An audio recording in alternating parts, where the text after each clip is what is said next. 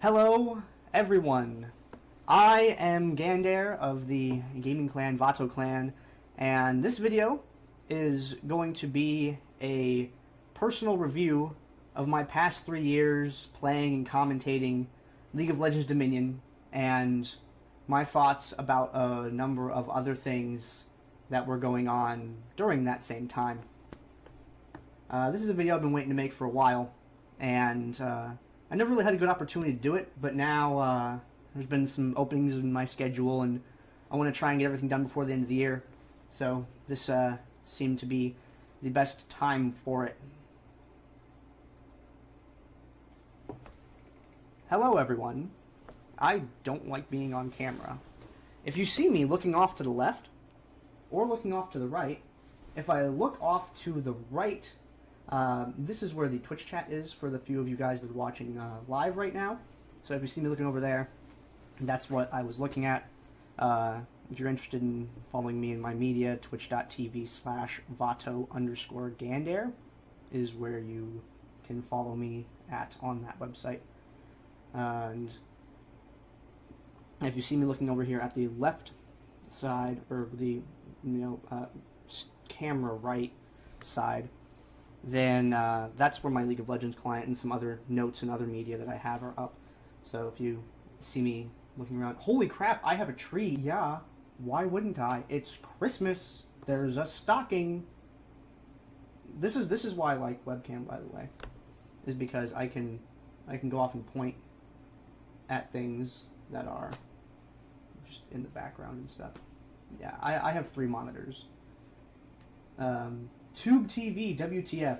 Well, only plays Medic. The TV that's my 3rd monitor is an HD TV, but that one that you're seeing over here is for like old school games. Where's my hand at?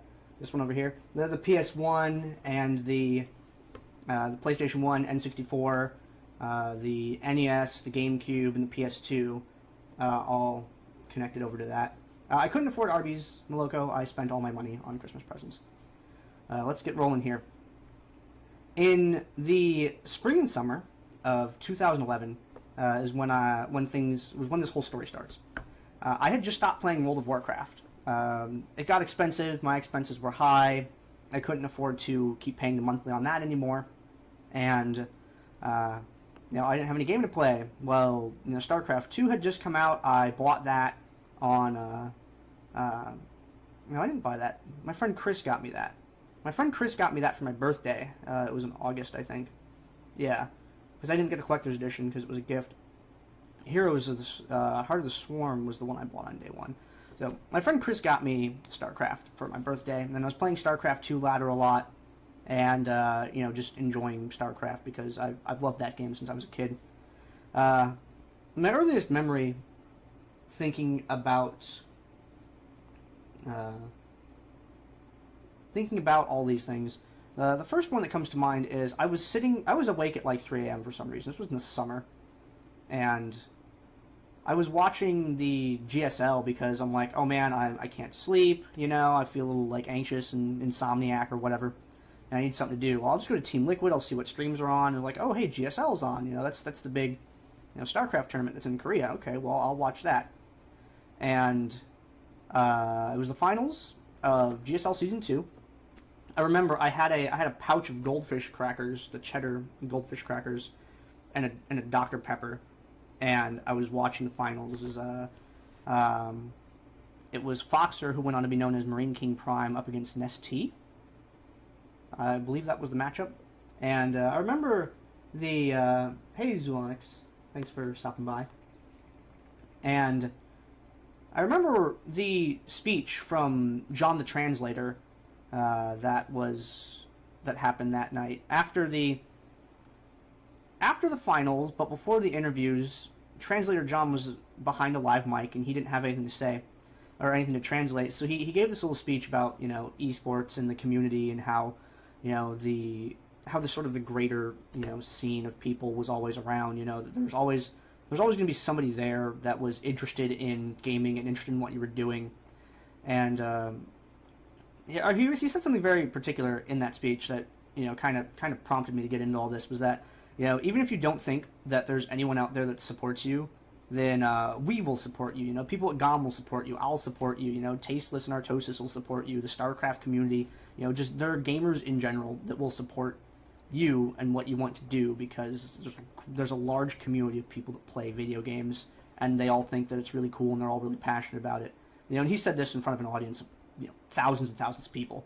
And that was pretty bold of him to do, and it reached a lot of people. I mean, I'm not the only person that really sort of connected with what Translator John said there. I did have the privilege of meeting him once at IPL 4 in Las Vegas, and he was a really nice guy, and he said he was really glad that that speech got such a good response, because he was really nervous when he did it, and just overall he's really cool.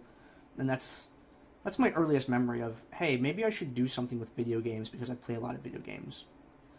So from that, I got into doing stuff at... By the way, this all gets into League of Legends eventually, don't worry. What ended up happening was I got into doing media for competitive StarCraft 2. I went to a lot of local lands here in Arizona and interviewed the players, local players, and local pro players, like Grandmasters League players like Philibert, who lived out here and competed. And it was really nice being able to be involved with them and talk to them. And one of the things that was cool was the team Evil Geniuses actually had their team house out here, or at least some of their players lived out here in Arizona. They lived out in Queen Creek, Arizona for a while. And it was Idra, Machine, and Inca. Inca was actually no longer on EG at the time, but I mean, he still got to live there, and just it's a house, whatever. But yeah, they all lived in the same place out in Queen Creek, so they would occasionally come up to lands and compete, which was really, really awesome. There was one land in particular where we had a bunch of people from EG were in the state, because MLG Anaheim was close by, and they all just came here, hung out here, and then went to Anaheim the next weekend. And that tournament was ridiculous. I mean, we had LZ Gamer, Inca, Last Shadow, In Control, DeMuslim, Philibert, Machine, and there was like one other Grandmasters player there that I can't remember off the top of my head. But we had like a whole bunch of like Grandmasters level players. There's only 200 Grandmaster players at any time in the NA region, and we had like 7 or 8 of them in one LAN. And that place was packed. It was so fun to be able to watch these guys play in person in a more casual environment than the big tournaments. And it was really encouragement from those people, from those top level competitors in StarCraft. Like, hey man, we like people that are involved in the community and do media and ask good questions and things like that. And so being able to talk to those guys at LANs was awesome. Another like couple notable like local people, Reapified and Piro, were really cool. Amalahi Naum was another guy that was also really awesome. And I can't remember the other guy's name, but I think Trip Like Smoke and Suit Guy are other people from the Arizona StarCraft community that were helpful in kind of giving this push, like, go on Gandair, go do this thing, it's really cool, we think it's awesome, you should totally do it. And a lot of my first interviews were with those people. They helped me sort of get started in a really safe environment. It's not like I'm all of a sudden in a big stage. I got to sort of practice and warm up on a small scale thing, which was really nice. And being able to meet Last Shadow and do an interview with him there was really cool, because when he went out and he went on to do some really cool things, and he went to Korea and stuff like that, and there was like no media on him, but I happened to have done an interview, and that got a whole bunch of views because hey, well, there's not a lot of media on this guy. And that's one of the things I always try to do, is I wanted to interview people that were just that had a lot of potential, that weren't getting a lot of media traffic. So that's why I interviewed like a couple of casters and things like that casted community level stuff and not the big premier tournaments. And and then I also interviewed top level talent, people like Machine, people like QXC, Cats. The interview that I did with Cats was one of my favorites, and that's how I got into game media, was people like that, pro players, amateur players, local players. Two friends of mine, Nessa Rose and Kimsey, they were also really like, dude, you should do this, you like doing these things, you'd be good at that.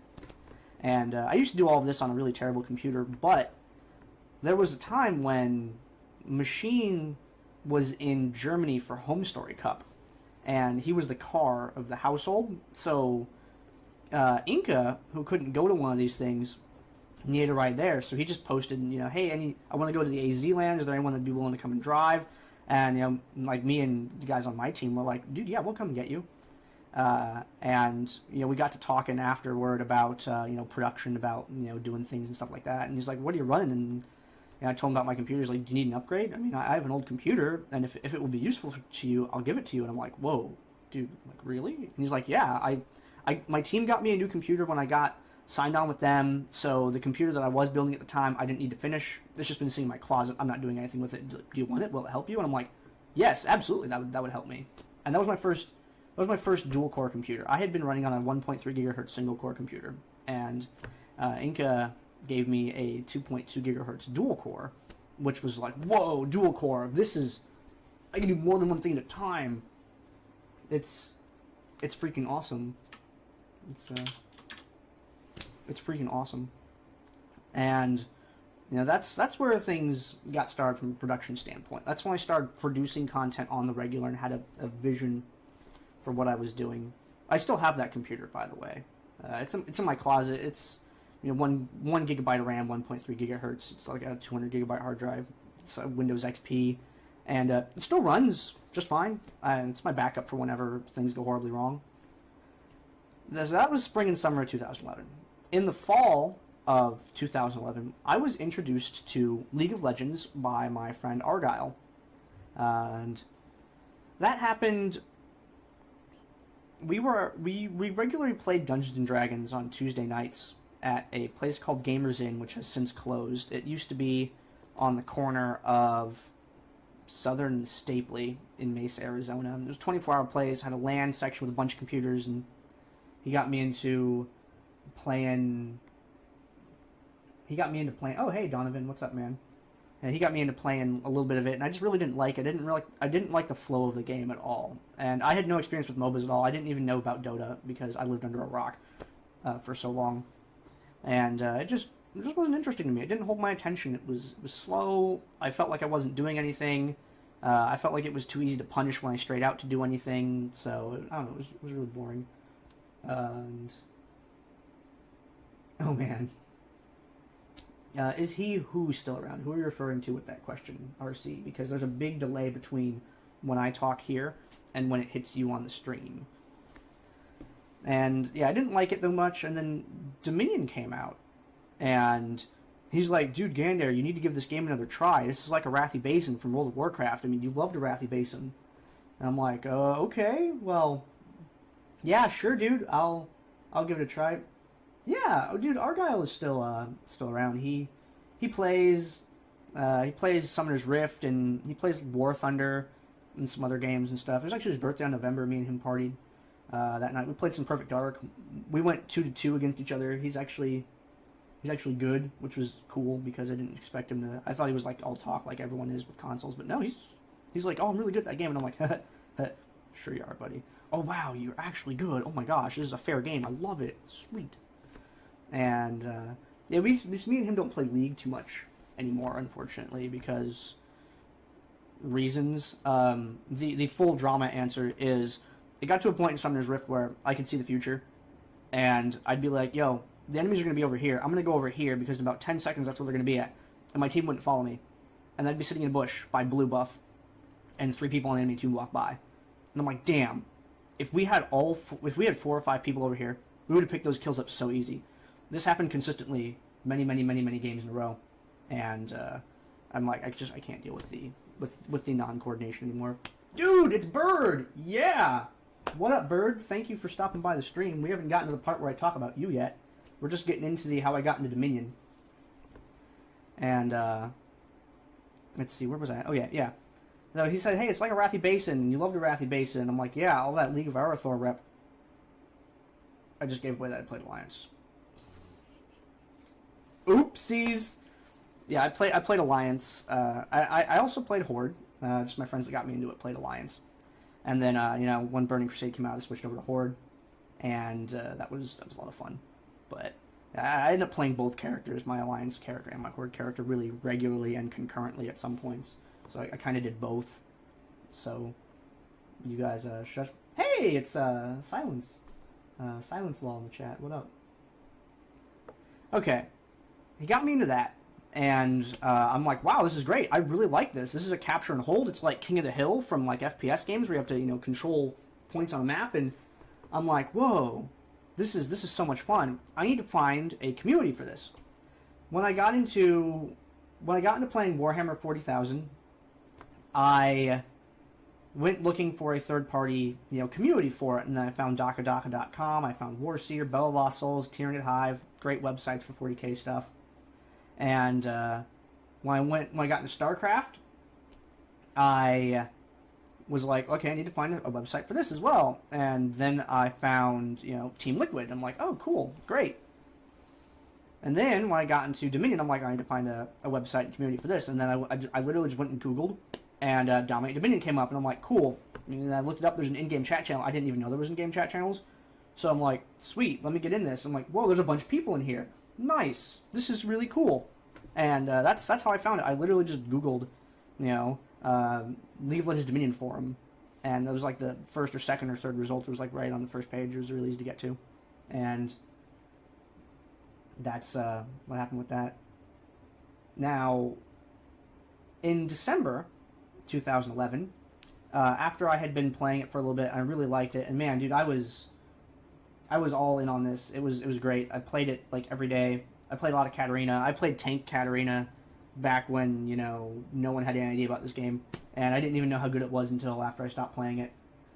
The cool thing about Tank Cat was if you built a Warmogs on Katarina, you get like I got Warmogs, Woda, and let's see, I got Ninja Tabby. I ran Defense Masters with Dodge Talent. I had Woda, and let's see, I got Woda, Warmogs, Dodge Boots. I forget what the other core item that build was. And basically what would happen is I would just live for so long because the shield that you would get from using Shunpo back then was 35% damage reduction, which massively artificially increased her lifespan by a lot. It's like, oh, you think, but then has all this extra HP, and she was a monster. I mean, I wasn't like getting kills left, right, and center, but I could delay, and interrupt like nobody's business. With the Woda and the HP regeneration from the Warmogs, it was like sustainy. I just 1v1 people on a point. One time, I killed an Alistar. One time with a Katarina. That's my crowning achievement. 1v1 killed an Alistar with a Katarina. Didn't ult him because I couldn't, because it's Alistar. But, oh man, that fight took like 45 seconds. It was really stupid. But I did it. And it was between Windmill and the... wait, no, it was like this. It was between Windmill and the refinery. It was on the road over there. It was pretty cool. The amount that I played then was probably more than I'd played any Dominion, around that time. And then I heard that Feetsky was... by the way, I started at level 26 when Dominion came out, and I went from 26 to 30 in like one weekend, from like Thursday to Monday. Just plowed out a bunch of games, got to 30. It was awesome. When Feetsky said there was going to be a tournament, I'm like, oh dude, where can I watch this at? And it turns out that he didn't actually plan on streaming it.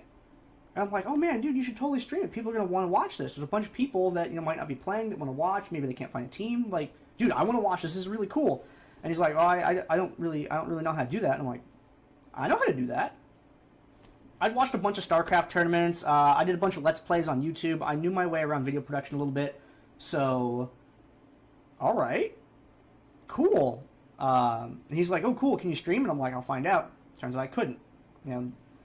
This was a little bit before my computer got good, and I couldn't stream very well.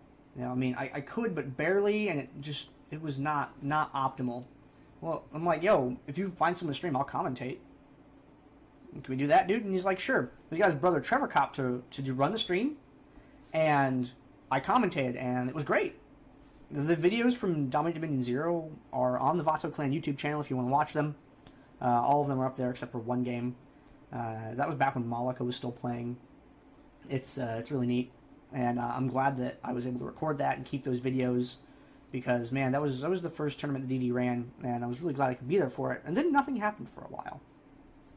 Just nothing happened for a while, tournament-wise or Dominate Dominion-wise. In January, though, I suffered a compressed ulnar nerve in each one of my elbows, and I developed cubital tunnel problems on top of that. So I was very actively playing Dominion, but I just had to stop altogether to get over the nerve problems and stuff that I had. Started having to do stretches and other things, had to take care of myself more because of that injury. It really put a damper on the amount of time that I was able to play in a given day. So while that was going on, I kind of didn't have anything to do, so I sort of shifted my focus over to being a commentator. You know, I started like learning how to commentate, learning how to record on my own. There's some videos of those really early casts that I had done that you'd be able to find on youtube.com/Gandair. The Gandair YouTube channel being my personal channel, the Vato Clan YouTube channel being my business channel. So you'd find them on my personal channel somewhere. They're tagged as Dominion. You could search there and find them if you want to. There were a few games where I just didn't die and thought it was really cool. There's some replay casting that I did as well, using LOL replays, which was nice. And that's what sort of stuck me into that commentary role. I probably would have gone on to play, you know, try and get on a team, try and play competitive, something like that, because I couldn't stream. But then there was just me not being able to play because I hurt myself, because I was an idiot. Oopsies. April and May. April is when Dominate Dominion 1 happened. It happened on... I'm going to switch over the timeline here for a moment. Dominate Dominion 1. It was on April 21st, 2012. And, let's see. Yeah, April 1st, 2012 was when Dominate Dominion number 1 happened. And it was weird. It was like my first show. I mean, I had done one before, but this was sort of more official, I suppose, in a way, because you know, oh, it's number 1. We're gonna do this weekly, and you know, so it's. I saw that this was something that was going to be an ongoing thing, and what was really neat about that was I got to work with Forecourt Jester, and Forecourt Jester is awesome. I mean, he's commentated so many games. This is something that he's done as like a hobby / professionally for a long time, and it was really nice to work with someone who was so experienced. He ran the stream because I wasn't able to at the time. I was his co-commentator, and you know, I was the guy that knew a lot about Dominion, and he was the guy that had a lot of experience casting. We comboed really well, and I learned a lot from working with Forecourt Jester. When Forecourt Jester was not available or was busy, I mean, it was just... Okay, Forecourt. I met Forecourt at MLG Raleigh in 2011 when he was casting the stream for the League of Legends tournament there. And, yeah, dude, Forecourt, yeah, he goes way back in casting. And, yeah, I met him at an MLG once, too, on top of that. And the funny part was he totally didn't remember meeting me there because, I mean, I'm just, you know, a random guy. So it was really funny, that conversation that we'd had. But... yeah, he's cast big live lands, lots of online stuff, streams on his own. He's such a great content producer, you know, in this whole industry of gaming. And yeah, working with him was really good.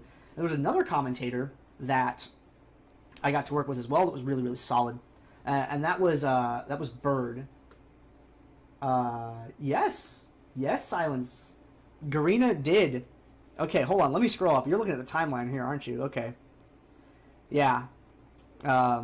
The timeline of Dominion that you're seeing over, wow, it's weird to point that direction. I'm pointing the opposite way of my camera, but yeah, Forecourt's casting Heroes, as Bird mentioned in the chat, and I've been enjoying those casts a lot. I've watched some of those recently. You can follow him on Twitter, if you want to, and know when he goes live, but yes. The Dominion launched on September 26th. Devastation was the only land that we ever had that was cast by Forecourt Jester and Semler, which, by the way, I was able to find and save the VODs from that. They exist. They're safe. I have them. It's kind of trippy that it's kind of trippy that they exist at all. So I'm really excited for when I'll be able to show those to everybody. They're posted, processed, uploaded. They're just not public. But yes, Garena ran launch tournaments for League of Legends Dominion. They happened in Singapore and Malaysia, and it was pretty cool. I have like match media from these even. There's pictures, and I think I can. Let me see if I can. If they're somewhere in this folder. My hard drive turned off. Come on, turn back on. It's when you have an extra data drive and it has to spin up. Let's see. Not in that folder. Not in that folder.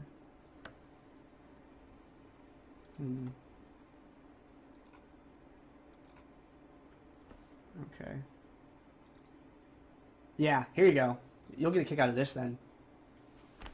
Yeah, it is completely real. That is a thing that happened in the world, that Garena straight up ran some stuff, and like there's the screen cap of the forum threads right there for you, and yeah, that's the one for Singapore, and this is the one for Malaysia, I believe, was where this one took place at. But it was pretty cool. And unfortunately, there were not VODs for that. I don't think. I think that was just a live event only. And there's a little bit of match media around for it, but not very much. There's some photos. I don't know if those threads are even live anymore.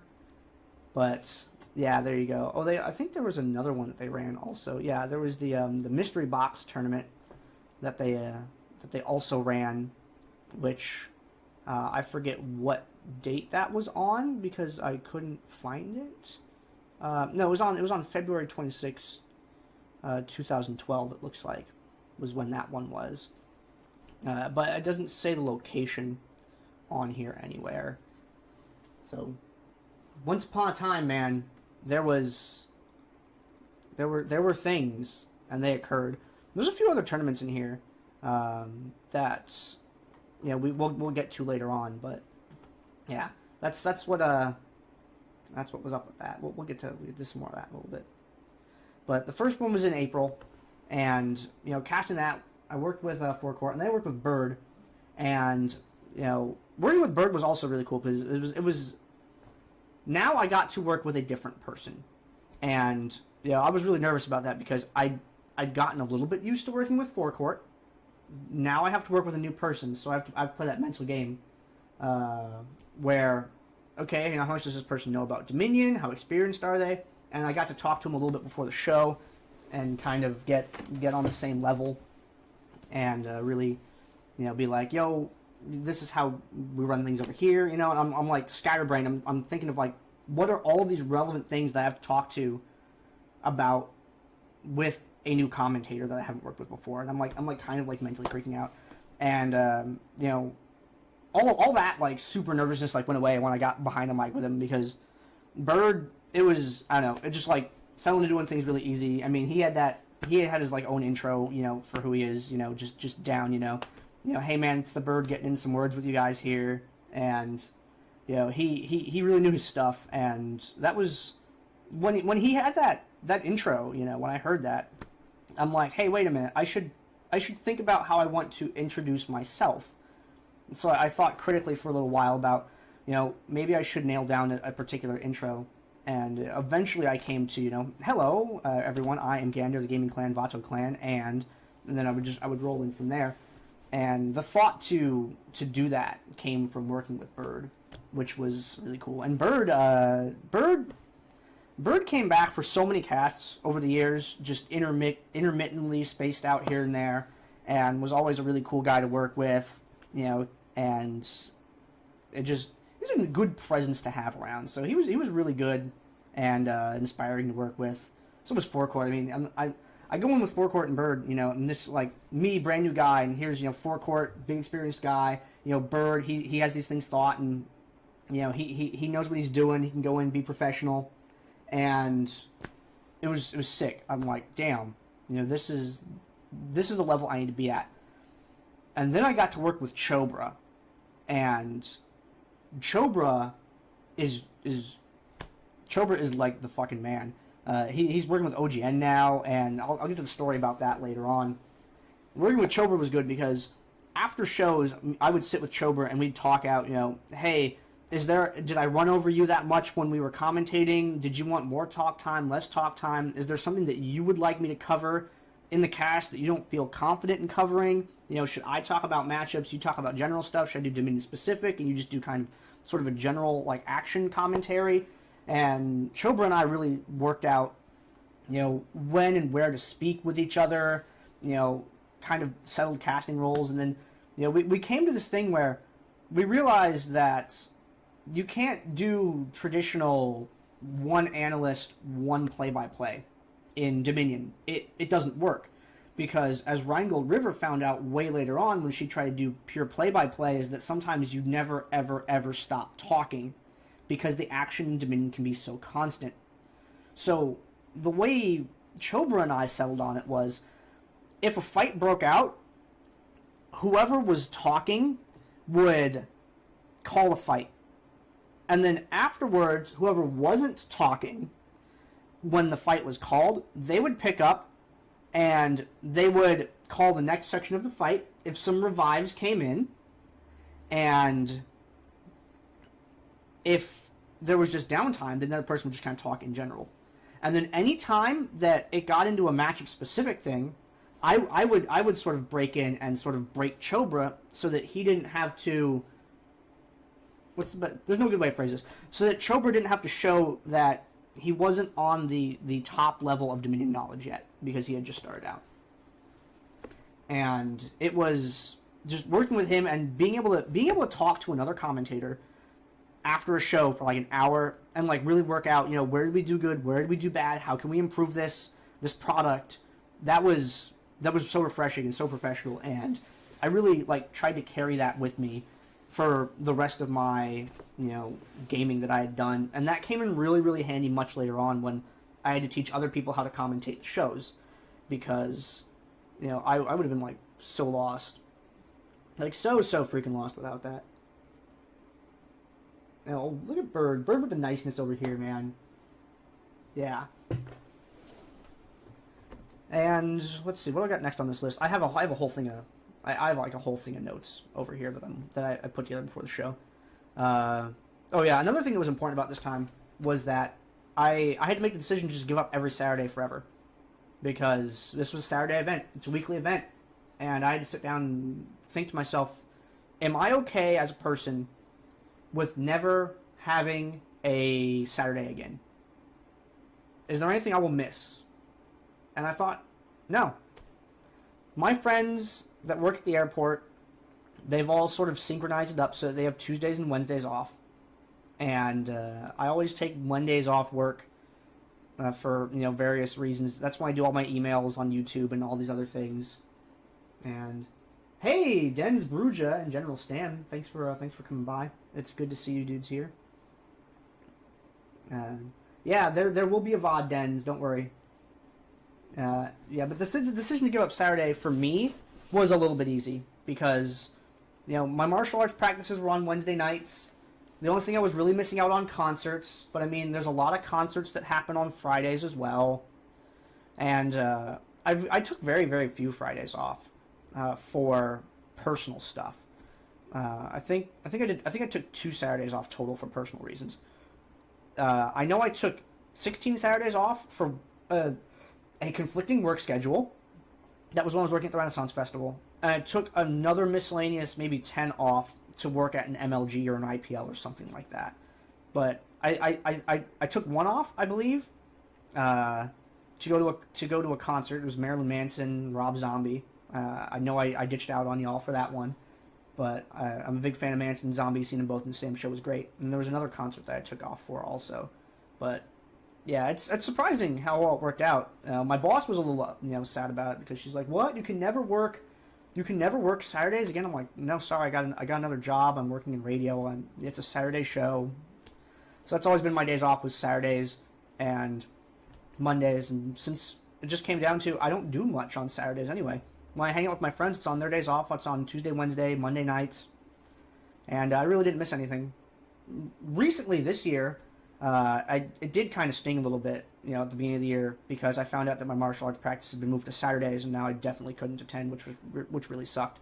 Where is it? Where's that? You can see the nope, it's over here. Yeah, you can see it right there. It's one of the weapons.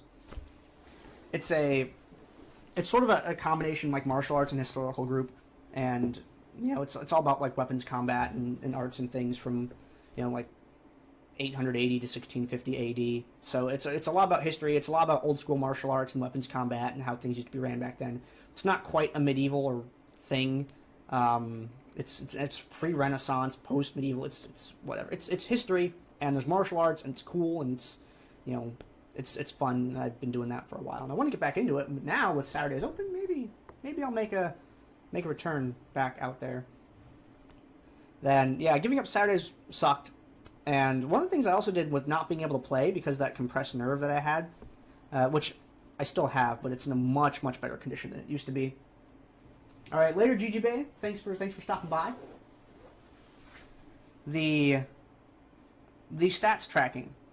I couldn't play like I wanted to play to experiment with builds and other things, so I really had to start digging into the stats and the picks, bans, other things like that. So that's when I went off on this tangent, going and collecting old brackets and post game match media and other things and stuff like that. And that's how I got into the statistician thing, because while I couldn't play myself, I still needed to be sort of improving my game even if just in a mental sense, so that I could still bring some commentary to the cast that is meaningful and makes sense to people. I mean, since I couldn't play and get that information in the first person, I was going to have to go look it up elsewhere. Summer and early fall of 2012. I was living at my dad's place at this time. The short version is, back in 2007, I had some roommates not pay rent and then bail out, and then everything was horrible, and had to move back in with my dad because of a whole bunch of financial problems that came with my roommates bailing on rent and everything being bad. And then I got into this horrible loop where my dad kept raising my rent, and my pay wasn't really going up. So instead of saving money, I went from saving money to breaking even to being in debt and bad things. So that's why I was at my dad's place. And I was casting from there. I was casting on a CRT monitor. It was a 4:3 aspect ratio CRT monitor. And it was annoying because the internet there was really good, but I didn't find out until very, very recently, like a year ago, that the reason that my internet there was not good was because the router was terrible. That's all it was. Like it was the router motherboard combo problem that made the internet bad there. But I always had internet problems, and that's why one of the reasons I couldn't stream is because the thing would always crash, and it sucked. And it was also, every time my dad would complain about the stream or something like that, or internet problems, it was always my fault because I was doing something with the computer, and I'm like, dude, Dad, I'm literally just reading on the internet. I'm reading websites and forums. I'm actually not doing anything. He's like, well, our internet's being really slow. You gotta stop whatever you're doing. I'm like, but I'm not doing anything. I'm reading cracked.com articles. They're just text articles with a few pictures.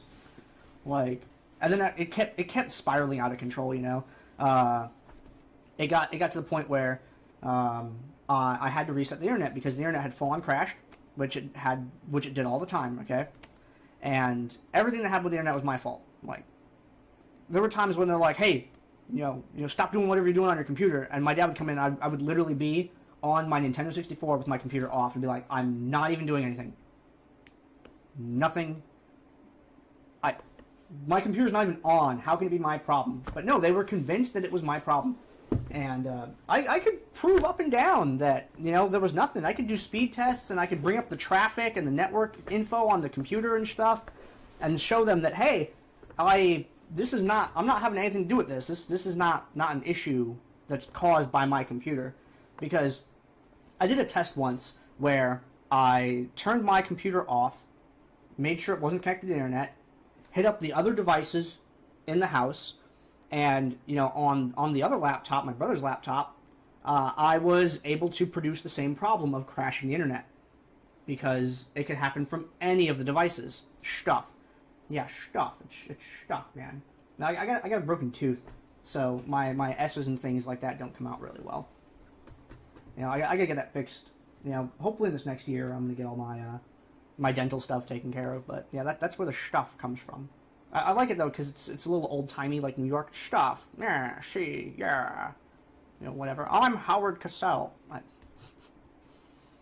But yeah, it was bad. I could produce the internet crashing from any device in the house really, and it was not exclusive to what I was doing. But they were convinced it was what I was doing that was causing the internet to crash. Well, one time I was reading articles on cracked.com. It's a comedy article website that I've been reading for years. And what happened was the internet just crashed. I remember there was another time I was looking at the safe for work pictures thread on teamliquid.net and it crashed. So it crashed. Okay. Well, I walked into the other room and I unplugged the router. And I say, hey, Dad, the internet just crashed. I'm resetting it. Don't worry. I have it taken care of. It's all right. And he's like, my internet's working fine. And I'm looking. I'm literally holding the router in my hand. Okay? Hey, hold on. There's going to be an example.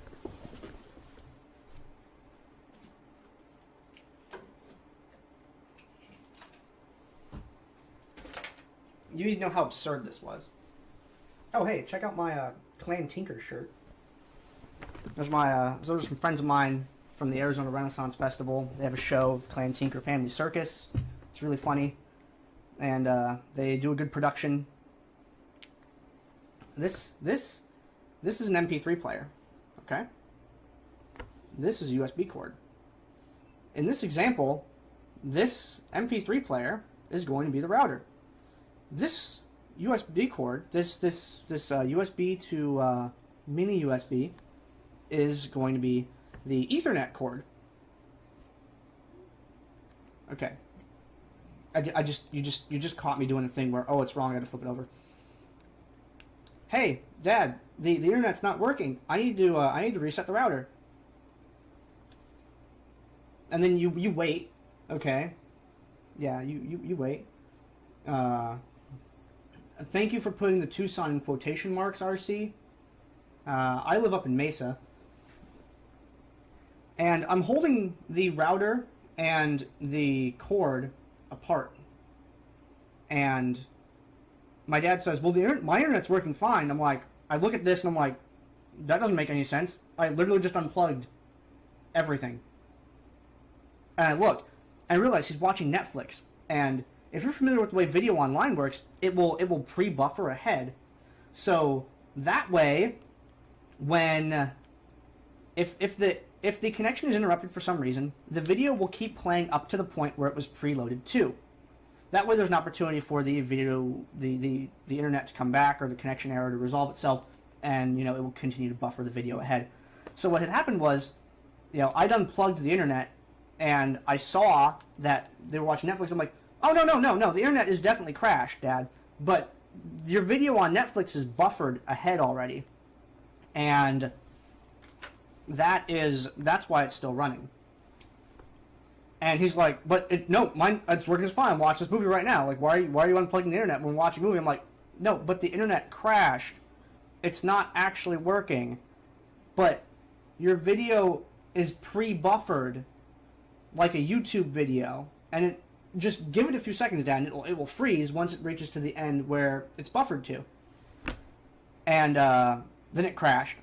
And I'm like, see, it froze. And then I'm gonna plug it back in, and it's gonna be fine. Like, I'll plug this back in, and then you wait a few seconds, and then your video will refresh itself, and then you can keep watching it. And everyone else's internet's down too, like my internet's down, is down. And he's like, well, it's down because you unplugged it. And I'm like, no, I'm unplugging it because this is going to fix it, because I have to reset it by power cycling the router because it's locked up. And my dad literally yells, I don't believe your technobabble, get the fuck out of my house. and then proceeded to literally throw all of my stuff out of the house. All of it, literally everything except the bed, which physically couldn't fit. So I had to go get the cops involved, and it was bad, and it was stupid, and, you know, I'm like, this was like jarring me, because my dad is a person who's understood tech a lot in the past. And for him to suddenly irrationally lose all of the understanding that he's always had, what? You know better. Like, you used to run stuff in DOS before Windows, man. Like, you have an understanding of how all this works. You rewired surround sound through the entire house to a mixer and switchboard, which you then ran into a rack that was connected to the back of your record player, CD player, and, like, everything theater. Like, you understand how all this works, and then it's just like he forgot all of that in the blink of an eye. Well, damn it, that sucked. So I had to call one of my friends to help me move everything back in after the cops got everything calmed down. And, you know, I was trying to move out, like, months before that anyway, but the deal kept getting delayed, so I was, like, stuck there. I'm like, I had planned on moving out 3 months before that had even happened, but the deal kept getting delayed and delayed and delayed and delayed and delayed, and I had to call and be like, yo, you need to get this shit resolved, because I literally just got thrown out of my house, and everything's gone horribly wrong, you know? So, eventually that deal did go through, and I moved out. I just got a call one day from my friend. He's like, yo, the place is available, you want to move in? I'm like, yeah, let's do it. And this was at, like, 4 p.m. or 5 p.m., so I just called, like, one of my friends, and called one of my friends, called my girlfriend, and was like, yo, hey, come help me move real quick. And we just, like, moved. We just left. I just left. Like, fuck it. Bail out. Like, I never did get my CD player back from my dad because of, again, stupid logic. I had a CD player, and, hey, Tucson's okay, Donovan. You shush. Tucson's okay. It's not as, you know, there's not too much crazy stuff like there is. There's less to do than in the metro area up in, like, Tempe area, but, like, Tempe's cool. Although the reason it's in quotes is because he lives, like, further south of Tucson, a different city, and I, like, drive around for an hour because I'm like, you're in Tucson, right? And he's like, no, actually I'm in another city. So, yeah, I just bailed out one day and, you know, moved into the new place, and everything, like, started to slowly get better from there. But the problem was, we'll get to the problem there. And, yeah, okay. So that was in early fall, late summer of 2012. Now, late fall 2012, moved into the new place. My computer dies. Reason for this, the motherboard was damaged. Largely in part because my dad threw it. So now, my computer's, like, smashed and destroyed. And, hey, what's up, Rios? Rios, you are in time to watch some of this if you want. Rios is one of the guys in Vato Clan. He moved out from New Jersey. He lives up in Scottsdale. Me and him hang out sometimes, and he's a cool dude. So yeah, in the chat, like General Stan, RC, Rios, me, there's a bunch of Arizona guys here. That's pretty sick. I like it. And yeah, I moved into a new place. My computer was broken, so my dad threw it, so it stopped working. So I went to my backup computer of the little green light computer that I had, and it was all right. No, I'm not making it out tonight, Rios. I have no money and I'm doing this video, so I'm gonna be stuck here for a while. Like I'm not making it to bar. Sorry. And I got this idea of, hey, you know what?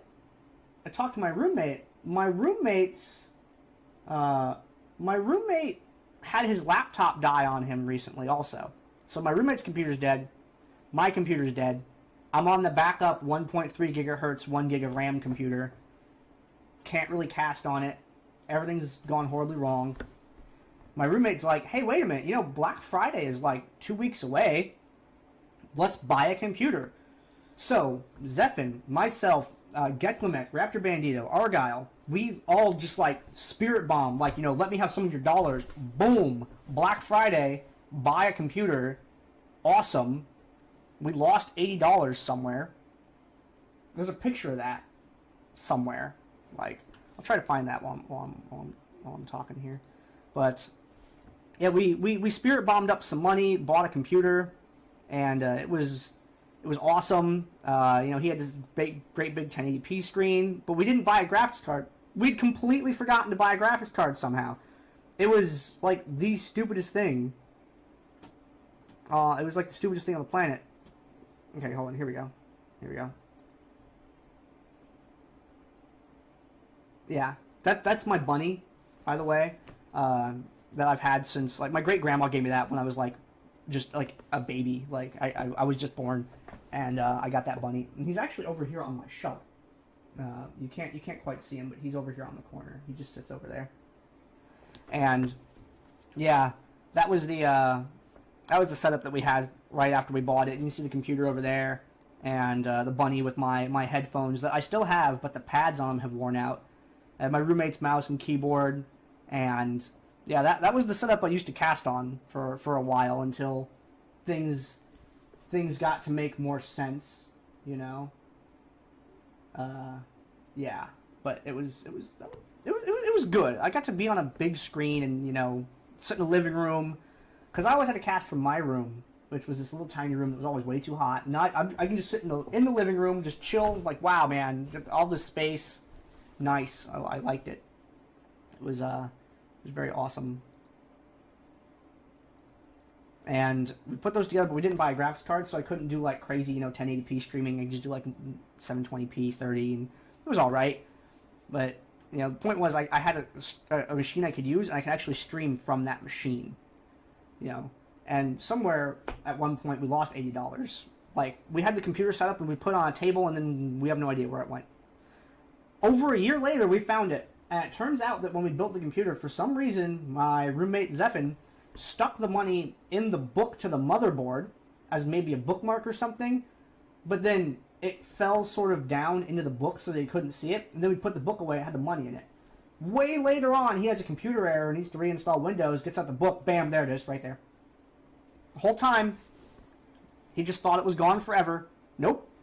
It was in the motherboard book. Spring 2013. Now, I took 8 weeks off of the casting to get money to work. I worked at the Arizona Renaissance Festival. I do that every year in February and March. I spent the money from that. I spent like $400 on not 400, maybe 380 something on a Radeon HD 7950 graphics card, and bam, awesome. Just, it was, dude, that thing just ate encoding alive. Man, it was such a good card. The only thing that it struggled on was it could run, it only ran Crysis 3 at like 50 frames per second and not 60. This was in spring of 2013. Spring 2013. And everything was great until I found out I had cancer. Boy, did that suck. So I have just gotten a new graphics card. I can stream 1080p 60. Everything's sweet and awesome. And it's like, hey, by the way, you have a basal cell cancer growth on your thigh. Thanks, doctor. So I'm genetically prone to cancer because that runs in my family. It's dumb. It's the point. It's like, oh, Dad, you have cancer again? Oh, when are you going to get that taken care of? Because he's had skin cancer a bunch of times. And it's like, oh, I have it. It's right here. Oh, my God. So that was terrible. But, you know, they're like, oh, it's in like it's super early beginning stages. We can just do a surgery and get rid of that. Oh, really? Yeah, dude, how much is that going to set me back? Oh, like $100. That's it? Dude, yeah, let's do it. And then I find out that I'm going to have to, like, I wouldn't be able to ride my bicycle while I was recovering from the surgery because of the stitches and stuff, and it would make getting around and doing things hard. So I'm like, I can't get this surgery until after I get back from MLG. That is one hell of a way to dampen your MLG Anaheim / Disneyland experience, is being like, wow, I have cancer and I'm at Disneyland. My priorities are a little fucked up. That sucked. And yeah, so it was a little freaky there for a while, but thankfully, I was able to come back in the summer, get a little surgery for that, in July, get that taken care of, like done, better, fine, get a checkup 6 months later, like, yeah, everything's fine, gone, it's nice. So it's like, wow, cool. Like, but I was at Disneyland. I literally say that, and Rio was posting in the chat right up, but Disneyland, like the second I said it. That's fucking creepy, dude. Get out of my head, Charles. Get out of my head, Charles. Put on a little hat, but I don't have one somewhere.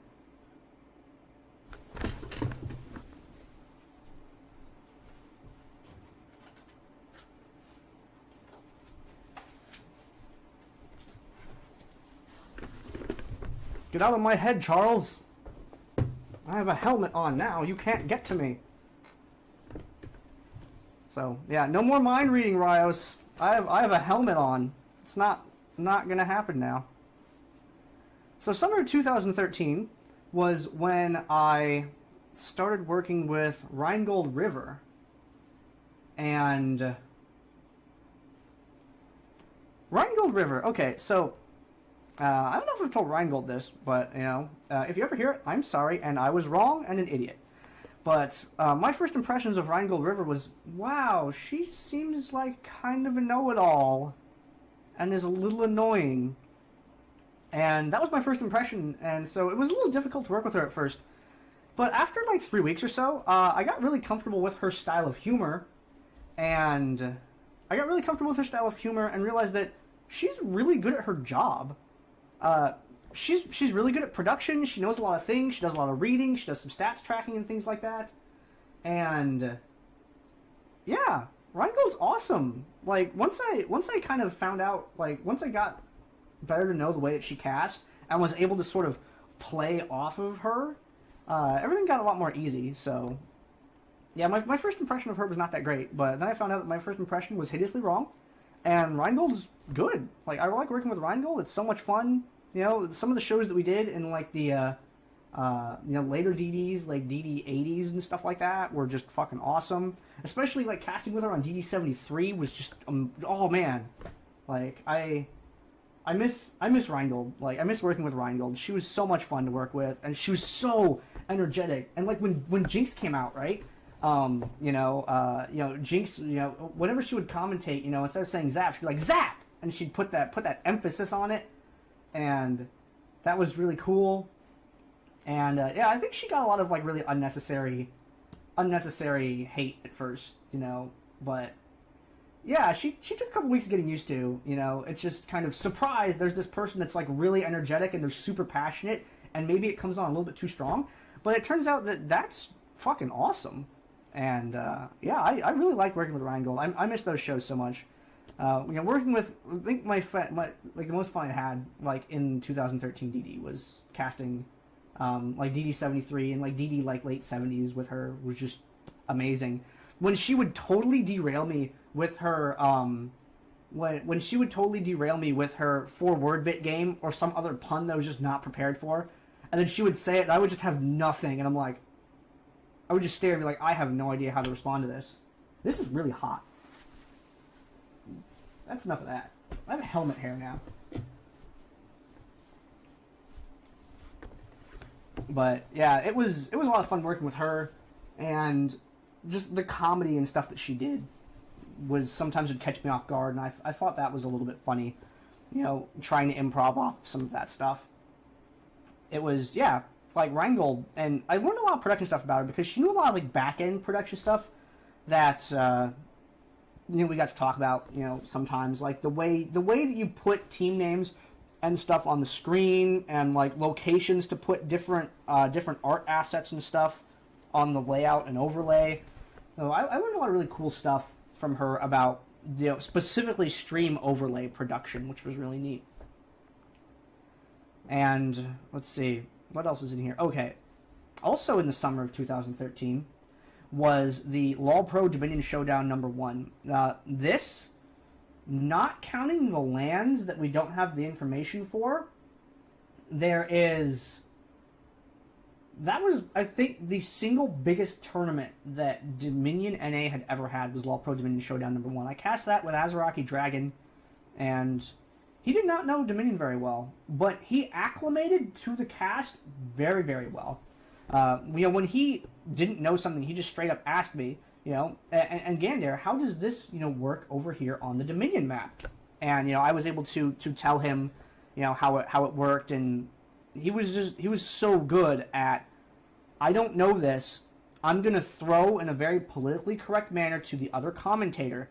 And thankfully, I was talented enough at that time, skilled enough, practiced enough to pick up on that. And I'm like, wow, I have learned something in my time here, that I'm able to see what this guy's doing and follow up on appropriately without hanging him out to dry. Boom. Loved it. That was so much fun. And working with Azel and the LoL Pro guys was also really awesome. I did an interview with him, on a Dominion Showdown about it as well, and just, the LoL Pro Dominion Showdown #1 was awesome. I have the finals of that uploaded. Originally, the plan was that LoL Pro would upload the semifinals and onward, and I would upload everything before that. They never uploaded. They never uploaded their end of the thing. They didn't. They uploaded like a weird 30-minute segment to the Reign of Gaming channel, but that was like it. I kept all the video because I'm smart, and look, Dominion's in a coma right now. I'm just gonna go ahead and post this. I don't give a shit. So, I went ahead, edited it all back together, posted it. It's on the YouTube channel. I don't think it's public yet, but it is uploaded, right? Yeah, there's LoL Pro 2 is up. The Devastation Land is up. And LoL Pro 1 finals are also up. Yeah, they're just not, I don't think they're public yet. If they are, I thought I published them. Oh well. Look, they will be up by Christmas or within a day or so. I'm posting one thing every day, and to try and get everything done. But yeah, Azel's cool. Him run the tournament's great. He's a good admin, and it was nice to be able to work with him and his company. Now, fall 2013. I think this is when I was doing this was when the things were starting to be golden age awesome. I'm doing the Dominate Dominion show every week. LoL Pro's yo, we like what you do with the Dominion Showdown, but can you cast Summoner's Rift? And I'm like, nope, that ain't me. I can't do that, man. I'm really sorry. I don't know it well enough. I would not do a good job. And he's like, could you cast 1v1s? I'm like, yeah, absolutely. I can cast 1v1s. So I was like, hey, come cast this 1v1 tournament. So I started casting 1v1 tournaments for LoL Pro, and those were really cool. I had a lot of fun with those. I'm going to actually tap my mic down a bit. Let's see if this works a little bit better. Let's try this. Bees, Canada, Panda Express, Orange Chicken, Foods. All right. Now my mic was over peaking, so I dialed it down a little bit. And I started doing shows for LoL Pro, and it was great. My favorite. Oh, hello, Rebel Dragon. One of my favorite casting moments of all time is waking up at 3 a.m. to commentate a 1v1 tournament on Europe West server with Disciple. He and I both did not sleep for very long before the cast, and here we are. It's dark clock outside, and we're commentating a show on. This was back when Curse was still on Twitch, and we're casting the game, and it was Urgot versus someone. I don't remember the other person that he was going against. It was Urgot and something else. And then after we went to a commercial, and I forget which one of us said it, but basically it was, man, I don't even remember half of that game. And I'm like, dude, I don't remember, we cast a game? I was casting, and we were at champ select screen, and then all of a sudden, there's an Urgot, and the game ended. And we just laughed. It was Oops. We were super duper tired.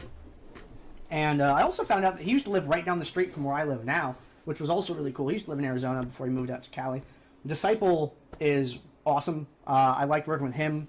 There have been very few people that I did not like working with. Well, you know what? Yeah, let's full on shots fired. The cast with Jaden the Broker was fucking terrible. He was playing Tetris on stream. Like, he was talking about, like, his ex-girlfriend on Facebook, and he was, like, on Facebook and stuff during the cast. Like, what the fuck? That was... I could not keep my shit together for that cast. Like, I tried so hard, like, but it was like the most distracting thing ever. It's like not being able to play off of my co-commentator at all. You know, like, hey, thanks for running the stream because I couldn't, but holy crap, that was probably one of the most obnoxious shows I've ever done. Another one that was really annoying was, I love you, dude. You're fun to play with, but Chaos is, damn it, would you just stop talking about Rengar's Bone Tooth Necklace for the love of God? That entire commentary was you watching Rengar's Bone Tooth Necklace stats for the entire game and talking about them, and Rengar, every Rengar, every time, just nothing but Rengar. There's other champions in the game. You kept talking over me. Ugh! Look, man, if you would do way better as a solo caster, like Chaosis, but just working with you on that particular show was so damn irritating, and I'm glad that I didn't have to go through that again. If we did have to cast again, though, Chaosis, I would have gladly coached you a little bit more and tried to work with you a little bit better.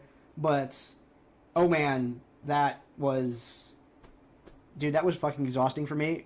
And you're totally forgiven, by the way. But just, Chaosis, shut up about the Bone Tooth Necklace.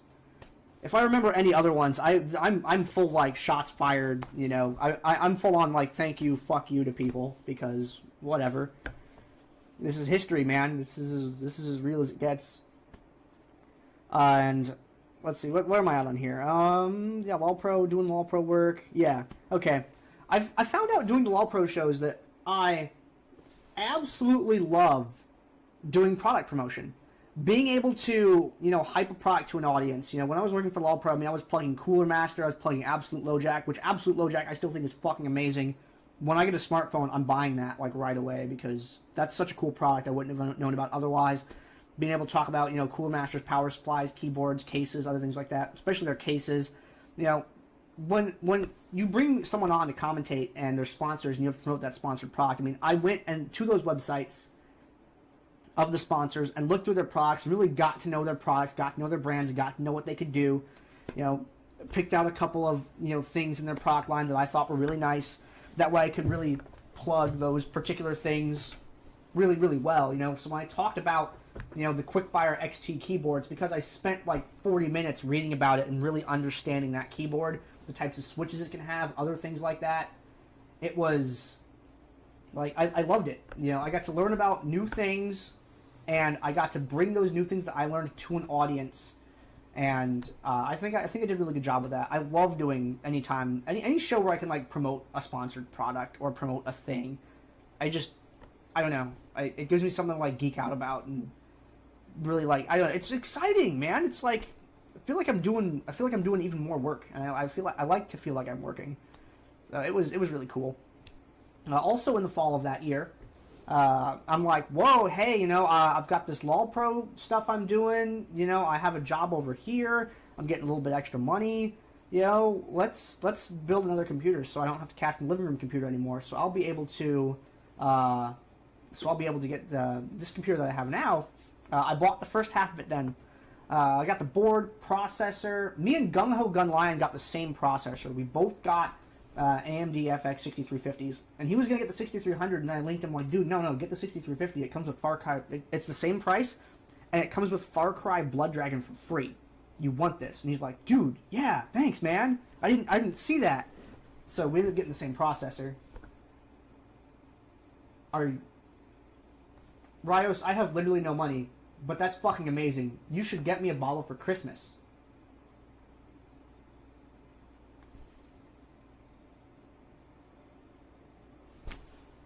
That'd be pretty cool. Oh, yeah. Miss Helen Boots in the chat is actually my younger sister. she found my Twitch channel. I did not know that until literally today when I was setting up the stream, and she's like, "Oh, hey, by the way, it's me, your sister." And I'm like, "What the hell?" Yeah, so that's what's up with the thing. Oh, damn. Oh, man, I didn't wear my bulletproof vest. Rio's shots, they're so strong. Oh, dear. Just, oh, man, I felt that. Felt it over here. But, yeah, what she says in the chat, she says, "And Dad always thought you were doing nothing, lol." No, I was literally having a part-time job playing video games on the internet. That's what I was doing, Dad. I was making money on the internet. I tried to explain this to him, but I don't know. My grandma understood it, actually. My grandma and I had a few conversations about it. So, yeah, that's what's up with the with the thing. It was dumb. I was annoyed. Happy birthday, Rios, by the way. I was gonna do that at the end of the stream, man. You know, when I did all my shout outs and thank yous and stuff like that, but it's Rios's. You know what? Hold on, Rios. I got you, buddy.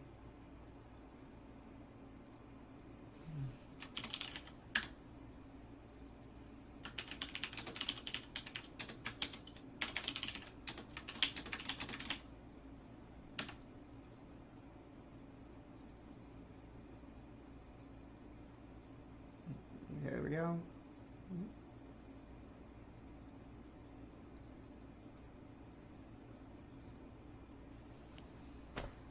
Yeah. Happy birthday, Rios. It's Rios' birthday today. And, yeah, so, my dad thought I was doing nothing. Really, I'm making money on the internet. With YouTube and live streaming. This is beyond, like, everyone in my family, except my grandma. My grandma, like, got it and seemed to think it was really cool. She kept asking me when I was going to be able to, like, make a job out of it rather than just a hobby that paid money. You know, so she was the person that got it the most, which was why it was really nice to talk to her. It's unfortunate that grandma's not around anymore, but it was cool that someone in my family from like the older generations sort of understood what I was doing. It was refreshing to be able to have those conversations occasionally with, you know, grandma would sometimes come home from work and she'd be there, and you know, she'd go, "How is your broadcasting going, Chadwick?" And she was like the one relative that used my real name, like my full real name. You know, everybody else was calling me Chad. But she'll like, "How is your broadcasting?" And she always put that odd emphasis on broadcasting going, Chadwick. You know, and then I'd tell her, you know, how the show was recently, viewers, stuff like that, you know. She once asked me if I got any fan mail, and it was really hard to answer that question because does the Twitch chat count as fan mail? Do YouTube comments count as fan mail? I never got a Twitch PM, but I've gotten YouTube comments. No one's ever sent me an email, but people talk to me on Twitch. So I always just said yes, you know, and she's like, "Oh, that's good," you know. So it was cool. But yeah, I started building this new computer in the fall, and other upsides to the fall is that I started building this computer. I got everything except for the peripherals, you know. I got the graphics card, board, processor, hard drive, power supply, and it was awesome. And I ran a couple really awesome streams in the fall of 2013. I ran Day of Dominion, which was the biggest project I had ever undertaken at the time. It was a 24-hour live stream. It had multiple different streamers, and had multiple different people like scheduled to play in certain blocks. Each block had a theme to it. I probably spent, I don't even fucking know. Yeah, dude, I got tweets about it too. That's right, Maloka. I know Maloka's sent me a whole bunch of them. Rival has sent me some as well. A couple other random writers have over the years too. And I was like, this is a big project. But oh yeah, by the way, Rios in the chat, he was there for like all of it. Like, he was there for the entire goddamn thing. He played AP gameplay against AP Tryndamere. It was hilarious. And we won that game. We played 2 games with AP gameplay. Won them both. It was the stupidest thing I've ever heard. Like, "Hey, Gandair, what's not viable in Dominion?" Well, I mean, you know, Gangplank's not very good. Like, "Oh, what about AP Gangplank?" I'm like, "Dude, that's even worse." Like, "That's what I'm playing." Locks it in, wins the game.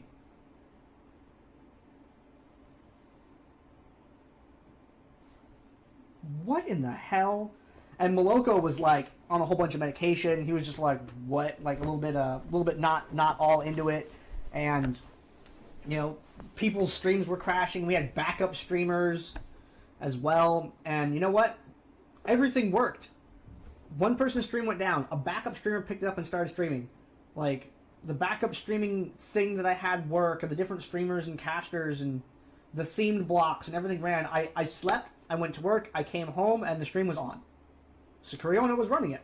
Kiro_Cola was there doing some commentary as well. And it worked. Yes, there were technical problems, you know, and things went wrong, but all of the backups and contingent things that I've set worked. Yes, there was some downtime, but it didn't like, every time something ended, you know, quote unquote ended, that went wrong, there was a process that began for it to be resolved, and it worked. It was so fucking cool.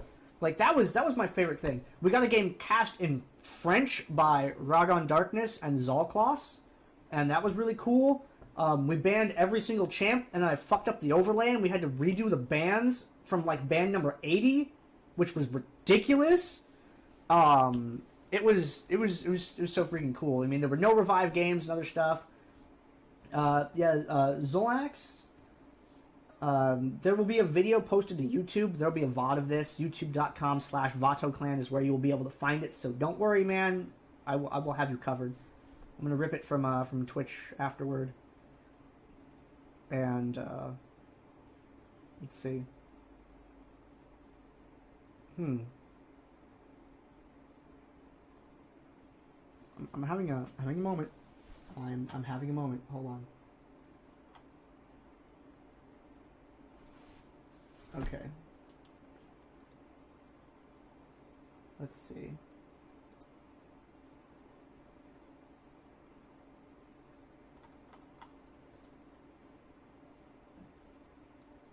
I'm looking through my Twitch options right now, because I don't want the thing that happened with the Dominion televised thing that happened to me. So I'm gonna do a little bit of a check. Okay, I see the video right there. It's in the past broadcasts. That's good. Now let's I'm so sorry about the derail, but I want to make damn sure that there is going to be a VOD. It looks like there is going to be. And yeah, Sakuri Ono is still around. He actually, when I told him I was like, you know, plowing through all my gift games, he's like, yo, let me give you a couple more, and like blasted me with like 3 gifts. And I'm like, now I have 3 more games to play. Thank you, dude. You are fucking cool. Okay, that's the dashboard. Other thing. Okay, I think that everything is correct. I'm pretty sure that I have everything set up correctly. So I just need to right away afterwards, you know, set the highlight and stuff up. Okay, yeah, we should be just fine.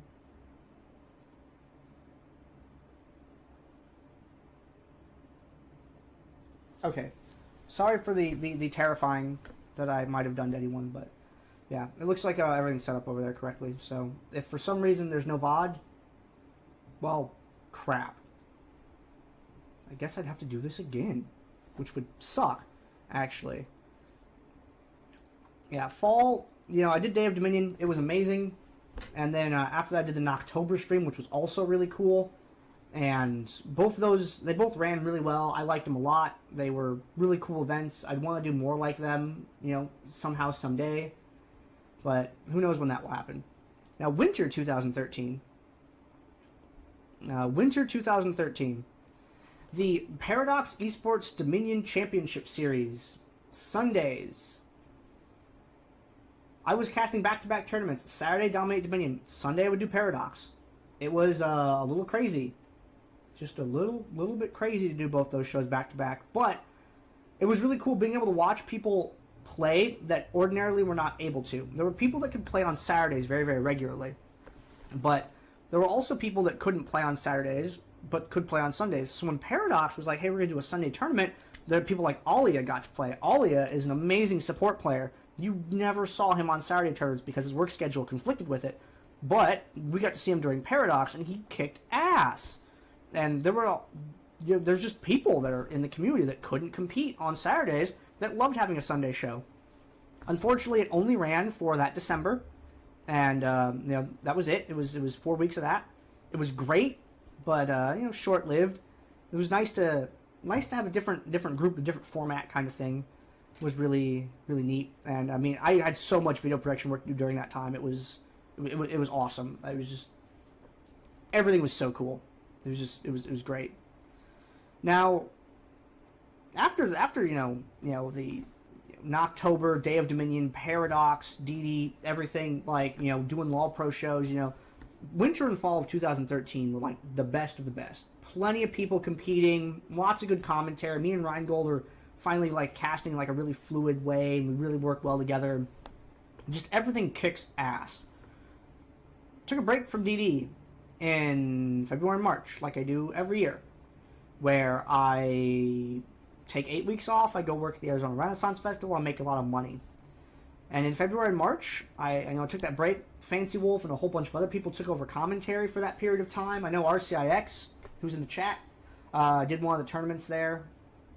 And I came back with with an HD capture card, with this webcam I'm using right now, with this microphone that's over here. And what else did I get? I got this keyboard. I bought a whole bunch of really good computer stuff with it. So I filled out all my tech and things like that. And that was really cool. Oh yeah, and Rios, my team member Rios, moved down here from Jersey in March. One of the first things he and I did was Rios, you know why I stopped talking. So one of the first things that we did was we had to go and get him his Arizona, like an Arizona ID, because he couldn't get into bars. And we wanted to take him dude, hey man, welcome, come to the bar that we go to every week. Can't get in. All right, exactly. Go to Fry's. And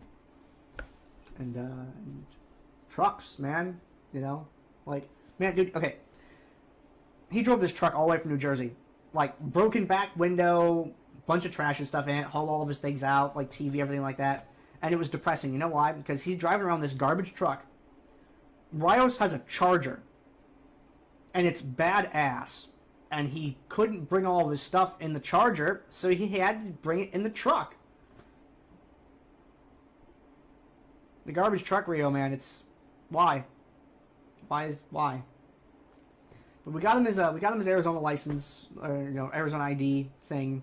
We got him a state ID. It's great. And now he can drink with us and stuff. And me and him hung out. We went to go see a concert.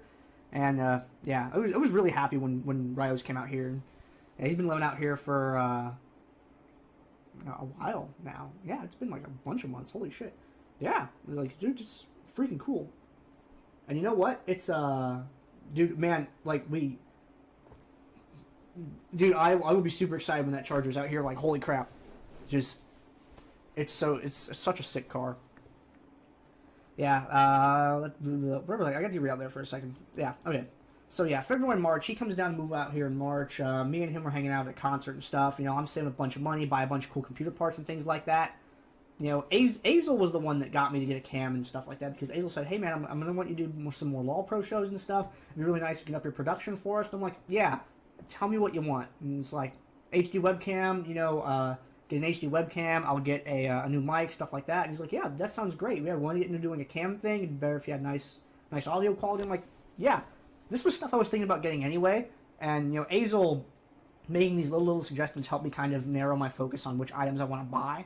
And sort of helped me settle on what I wanted to get. It's pineapple juice. It's delicious. If I drink too much of it, I get a stomachache. I've been drinking like cranberry recently, and that's just too tart for me right now. April 2014. I just came back with a bunch of cool stuff. You know, partying, having money, buying computer parts. Come back, get all my computer accessories bought. Everything is set up. You know, debut the cam on one of the DD casts. DD becomes bi-weekly. The second I heard that announcement of that it going bi-weekly, I'm like, well, we're fucked. Because the decision to go bi-weekly, I just knew that, hey, making the tournament bi-weekly, this is definitely going to be just a Band-Aid on a bad relationship. This is when you tell your wife, well, maybe we should spend some time apart. No, just get the fucking divorce already. Just do it. And the Feedski was having a lot of success, you know, with his Summoner's Rift and his other League of Legends stuff that he was doing. And he could have made more effective use of the brand by not running the Dominate Dominion tournaments. But to appease the community that he'd been working with for so long, he's like, hey, look, I'll give you every other Saturday.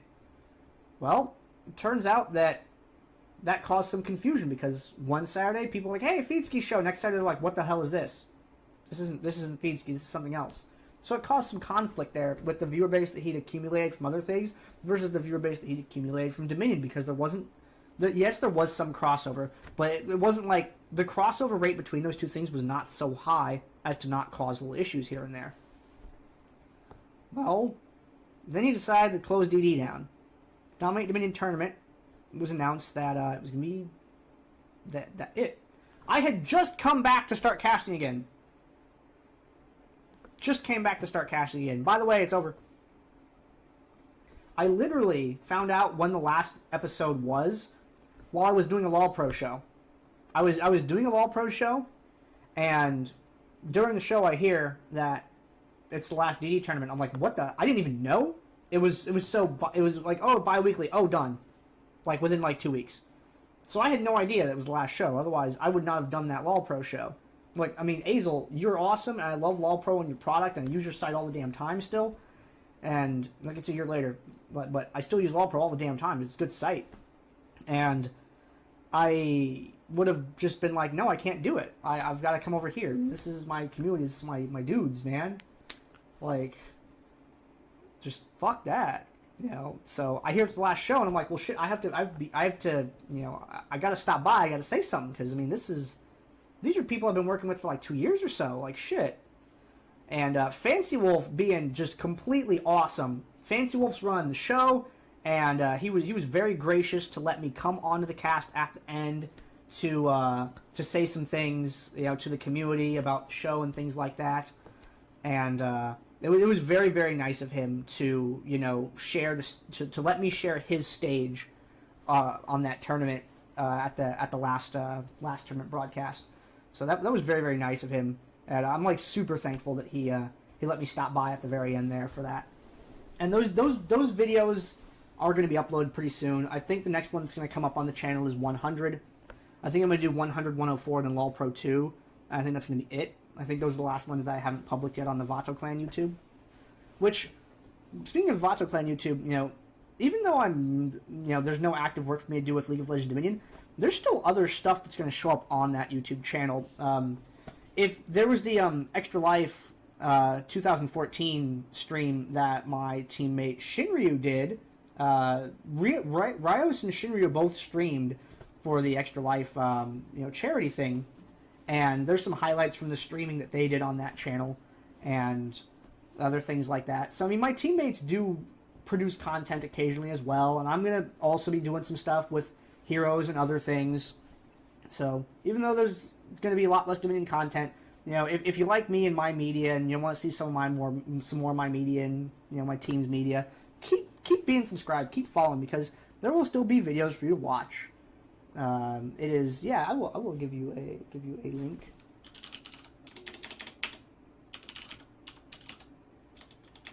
It is so weird, like looking across the room. But yeah, youtube.com/VatoClan. You know, and I'm at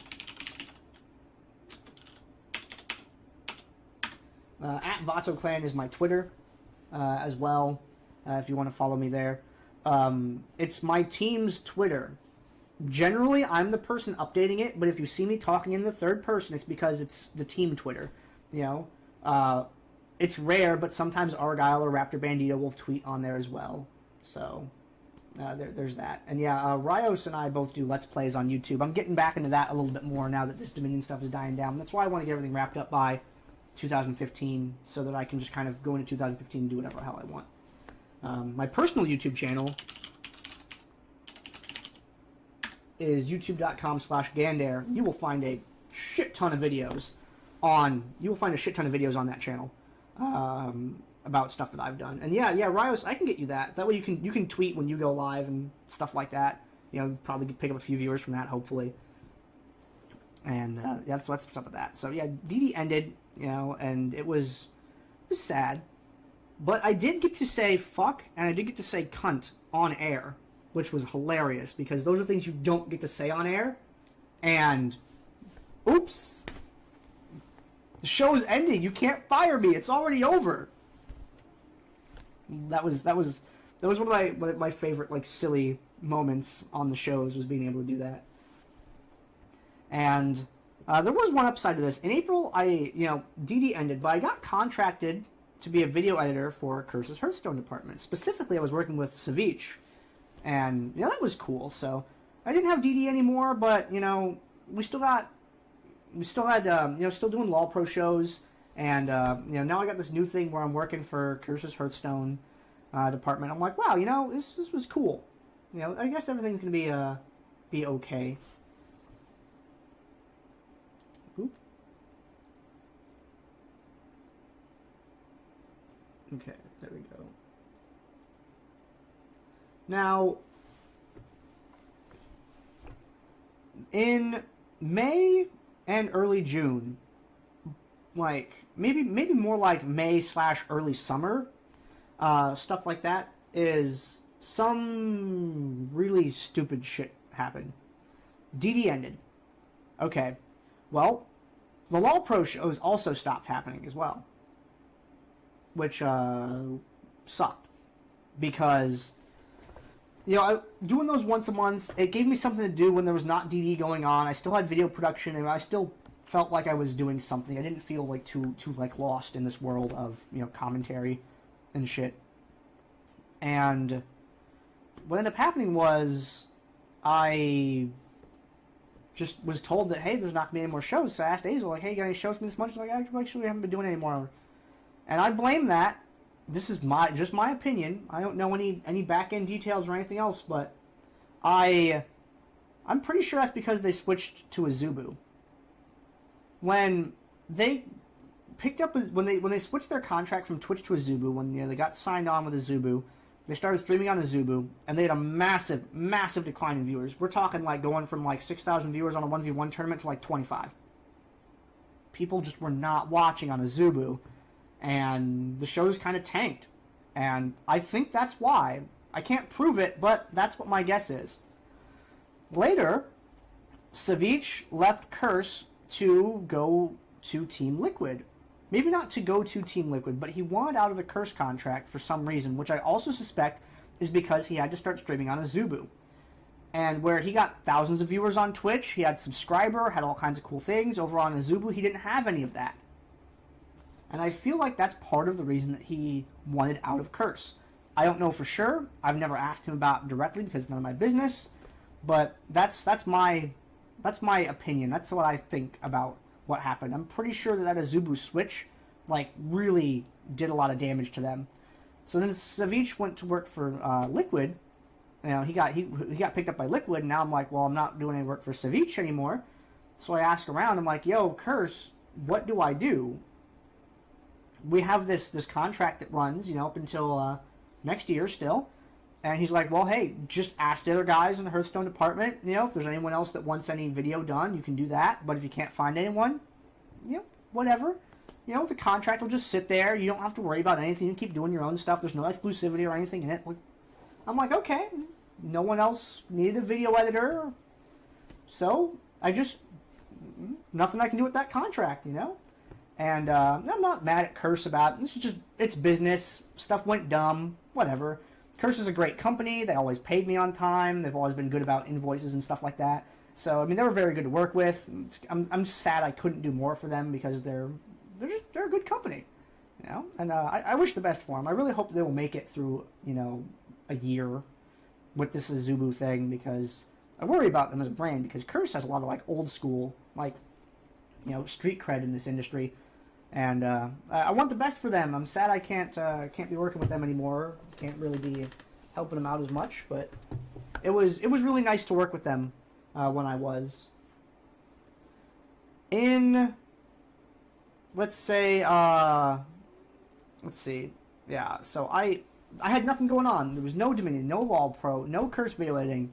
I didn't know what to do. I started looking like, what do I get into next? Like, where do I even go from here? I used to hang out every Saturday on a stream with a couple hundred people and just hang out, do a show, talk to my friends, you know, post Windex bottles in the chat, and, you know, like, dude, it's still the most, like, one of the most amazing things that happened out of all this is, like, something that I said turned into a picture on the internet. There's a little blue bottle with a yellow handle that said "Win" on it. The answer to that, Rouse, is maybe get to me sort of next year about it. Like, after festival next year kind of thing. Because that's when I usually, like, kick off my years in April. Yo. What? Oh, okay. Where was I at? I lost my spot on here. Okay. Yeah, so I didn't have anything doing, so I'm like, what do I do in the future now?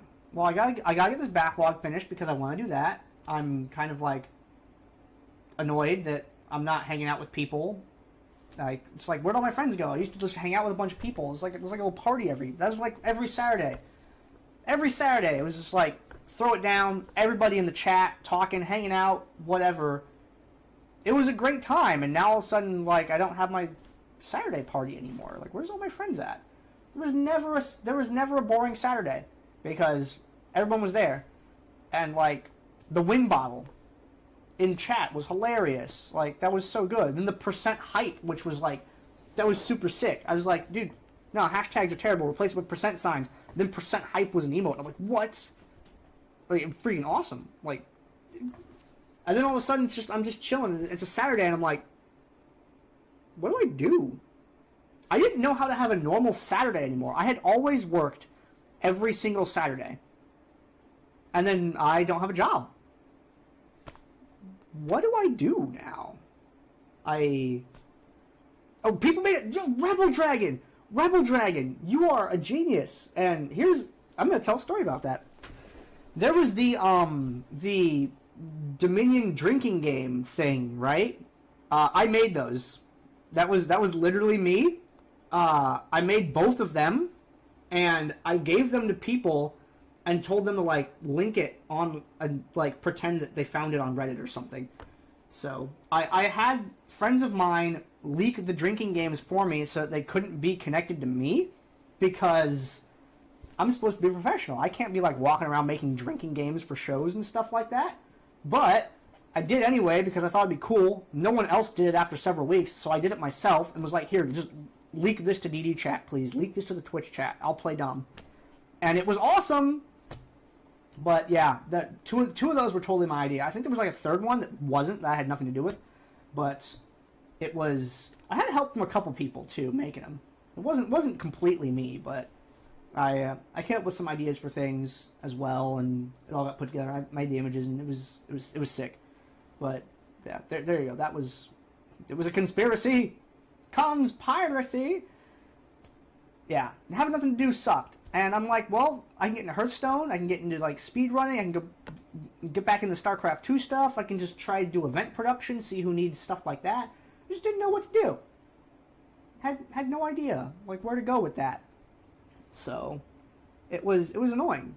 And then late June, you know, like later in the summer, 2014, Azubu came and ran a Dominion tournament, like the Azubu Crystal Cup, and it was like, holy shit, Azubu? And like Rheingold River was one that pitched the idea, and she was the contact, and she helped get everything set up. And then Dominion Televised was also started around that time. So I'm like, well, shit, we back in business, folks. We are back. Did the Azubu show. It was awesome. Hype Peoples took my job on the Azubu show. And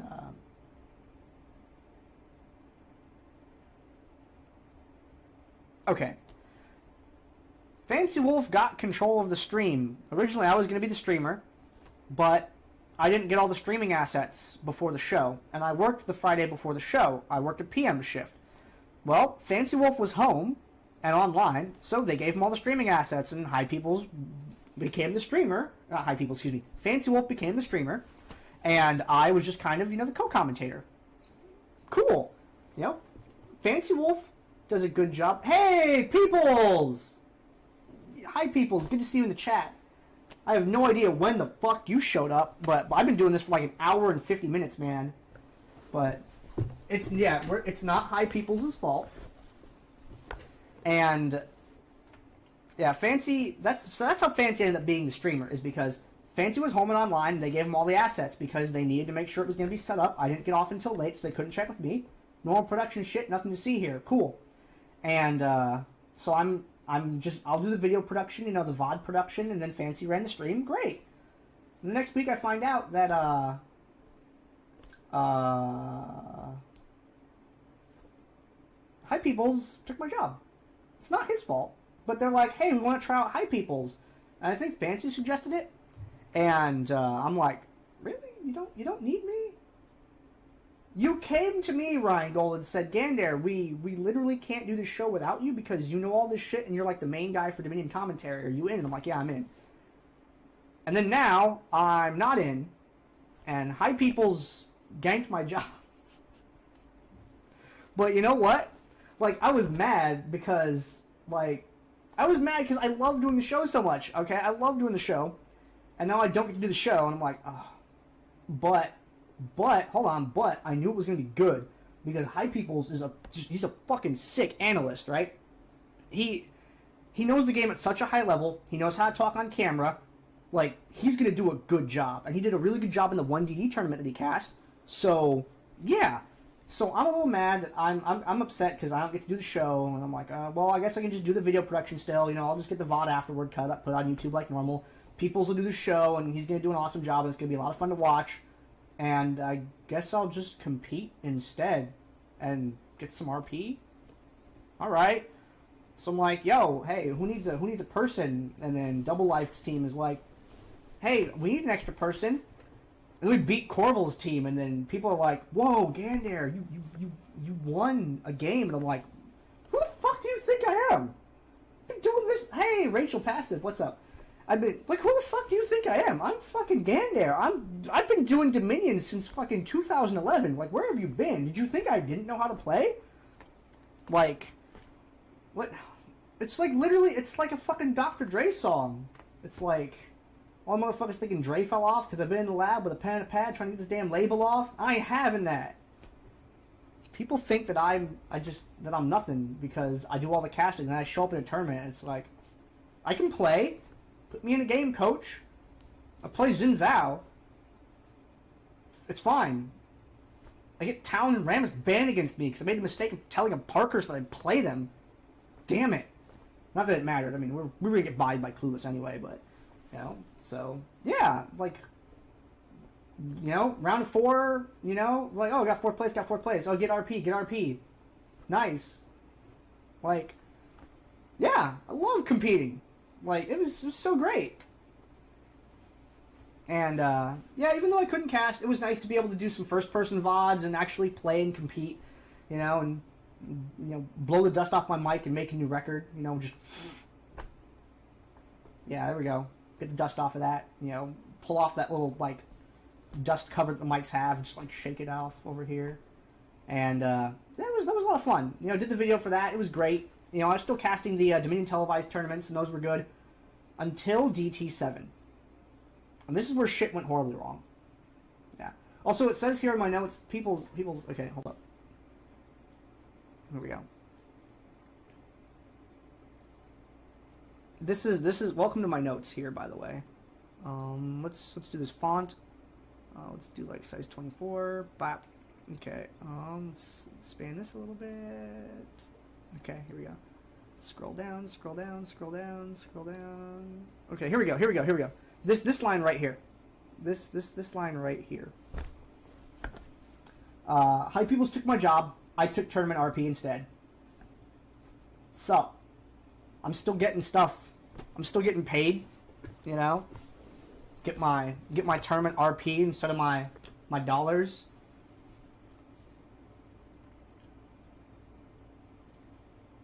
Okay, that's actually like giant text. We're gonna calm that down. But yeah, that's what happened with that. I thought it was pretty cool. And the DT tournament though, where are we at? I'm gonna go over to here. I'm gonna go over to here. Okay, the DT tournament. Whoop. Oh man, hold on. Everything went horribly wrong on my screen. Give me just 1 second. Boop. No, that's not right. What font size was I even using? 12. Okay. All right, here we go. Okay. Debating televised. You know, a lot of people had a lot of issues with it, but you know what? It was nice to be running a tournament, but the admin issues were rampant. Like, Man was so hard to reach sometimes. And, dude, thank you so much for running a tournament, but sometimes I could not get a hold of you until the day of a show, and I'm trying to get art assets and things like that from you, and I just, like, don't hear from you until, like, before the broadcast. I'm trying to get a hold of you on, like, Thursday, Friday. Like, what? Come on, dude. Please, help us out here. Like, I know you have a background in doing tournaments and stuff like that for other games, but well, you gotta help us out. You gotta do a little bit more. And you were so hard to reach as an admin sometimes. You lost the VODs for the first one for not triggering the option, you know, on the things. And, I got mixed thoughts about you, dude. Like, I just, thanks for giving us a show. Thanks for, you know, doing some of the stuff, you know, to actually, like, try and get things going again. But I feel like we all ended up doing a lot more work than we had to while you were running the show. That's my piece on that. You know, thank you for giving me a gig, but, like, I feel like we had to do a lot more work than we had to, you know, we as, like, the community that isn't you, you know, like, we as, you know, players and, like, admin type people, it was a rough time. And then all the spectator client issues, that's what killed it for me, right? And that's where it got dead, because DT 7, 8, and then 9, which didn't happen, is like the spectator client wouldn't load. I mean, I'm trying to cast with Clever Advisor, and Clever Advisor, man, he didn't know that much about casting, really. I mean, he was a good dude, and he worked, and he improved a little, and he was actually really nice to work with. Like, Clever Advisor would have been a nice person to continue working with casting. I mean, I feel like he had a lot more work to go to get to be, like, you know, really good and really fluent at it. But it was, like, it just sucked that me and him didn't really get to work together because we couldn't really cast the games. Like, because the spectator client kept screwing up. And that's not on anyone's end except Riot's end. They didn't even acknowledge the problem for weeks, which sucked. Meanwhile, I'm here trying to do a show, and I'm doing a restream of a Parkhurst, which, thankfully, a Parkhurst, love you, man. Love you, a Parkhurst, for doing the stream of your own gameplay so I could restream that and commentate that, because without that, everything would have been, like, terrible. So you literally saved those last couple tournaments, dude, and you're awesome for that. So thank you so much. And, you know, a really good thing that came out of that was watching a Parkhurst's restream, restreaming a Parkhurst more accurately, did a couple things. I could commentate over a player playing the game, which was interesting because normally you have the spectator thing, but, like, being able to just, like, focus on one player and commentate like that was really, really interesting. That was a sort of, like, a new style of thing that I'd never really been able to do before. And that was really interesting to experiment with. The other thing that was really interesting to do was to mute myself entirely and just let the player audio play. So that way the viewers could hear what the players were saying to each other, like the team talk that was going on throughout the game, which was also really interesting. I really wish I got to experiment more with that, because it was like that was really interesting, and I just feel like it's like underexplored, it's under figured out. We don't know enough about that, because that's really cool. Just following one player cam, being able to hear all the banter, you know, and trash talk and other things. It was really good. I liked that a lot, and I just, man, I wish I had like a little bit more of that. It would have been nice. Also, Rios, you took 4th in attorney, didn't you? Which one did you get it? Was it an 8? Was it DT 8, or was it 7? Because I know you took home some RP also. Which, you know, hey, by the way, Argyle, you're never going to watch this video, but me and Rios have won prizes. Like, I won a 1v1 tournament once. Where's your anything, man? Hey, Reverend! Thank you for stopping by, sir. It was 7th. Yeah, you got, yeah. So Rios, you know, got some competitive success as well, you know, there. And yeah, Reverend, thank you for coming by. It's nice to see you. I also want to say thank you to like literally all of you. I didn't think this many people would actually show up to hang out and talk with me. It's very, very nice of you, because I mean I had this worry that, you know, it would literally be a case of like everybody forgot, everybody moved on and shit like that. And it's really nice to be like hanging out with everyone, talking about history and shit like that, you know. And thank you also, super thank you to Moloko Dude. Moloko Dude, by the way, rant about Moloko Dude for a second. Moloko Dude's like the Super Saiyan. He's like the Super Saiyan 3 level admin, and he has been involved in like so much stuff behind the scenes, and he's probably put in as much work as I have, but in a completely different way. So it is so sick that you are actually here for the show, dude. Like, that's really cool of you to stop by, man. It would not have been the same without someone else involved in the back end, because I mean, yeah, we've got players in here, right? But you know, having you and Dens as admins in here with me as a caster, like we got a whole bunch of stuff, you know, going on. So, but I know we're all still a little salty about the way all this shit went down. So there's gonna be that. Yeah, what RC said, Reverend. Yeah, I see you all agreeing over there. That's what's up with that. It's I'm glad you came by to the stream. You know, by the way, you know, if you're not following the stream, which hopefully you are, but I'm gonna be doing some stuff, you know, getting into streaming speedruns and things like that. If you're interested, you know, hit the follow button. If not, follow the Twitter. You know, just if you want to keep up with me, that's the way to do it. And I've been playing a lot of Heroes of the Storm recently, by the way. If you want my BNet, I can give that to you after the show or something like that. But yeah, DT ended on a really shitty note, because just the spectator client didn't work, and there was decline in player participation as well, which sucked. And I think the big nail was full drama. Get your drama hats ready. Get your drama beverage ready.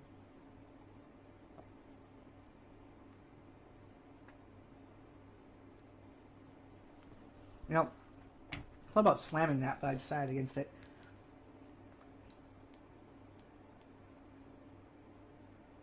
Whoa. Okay. Also, RC, you were saying something way earlier on. My girlfriend's Twitch is Pepsi Cat Says Hi. So if you see her in the chat, that's who that is.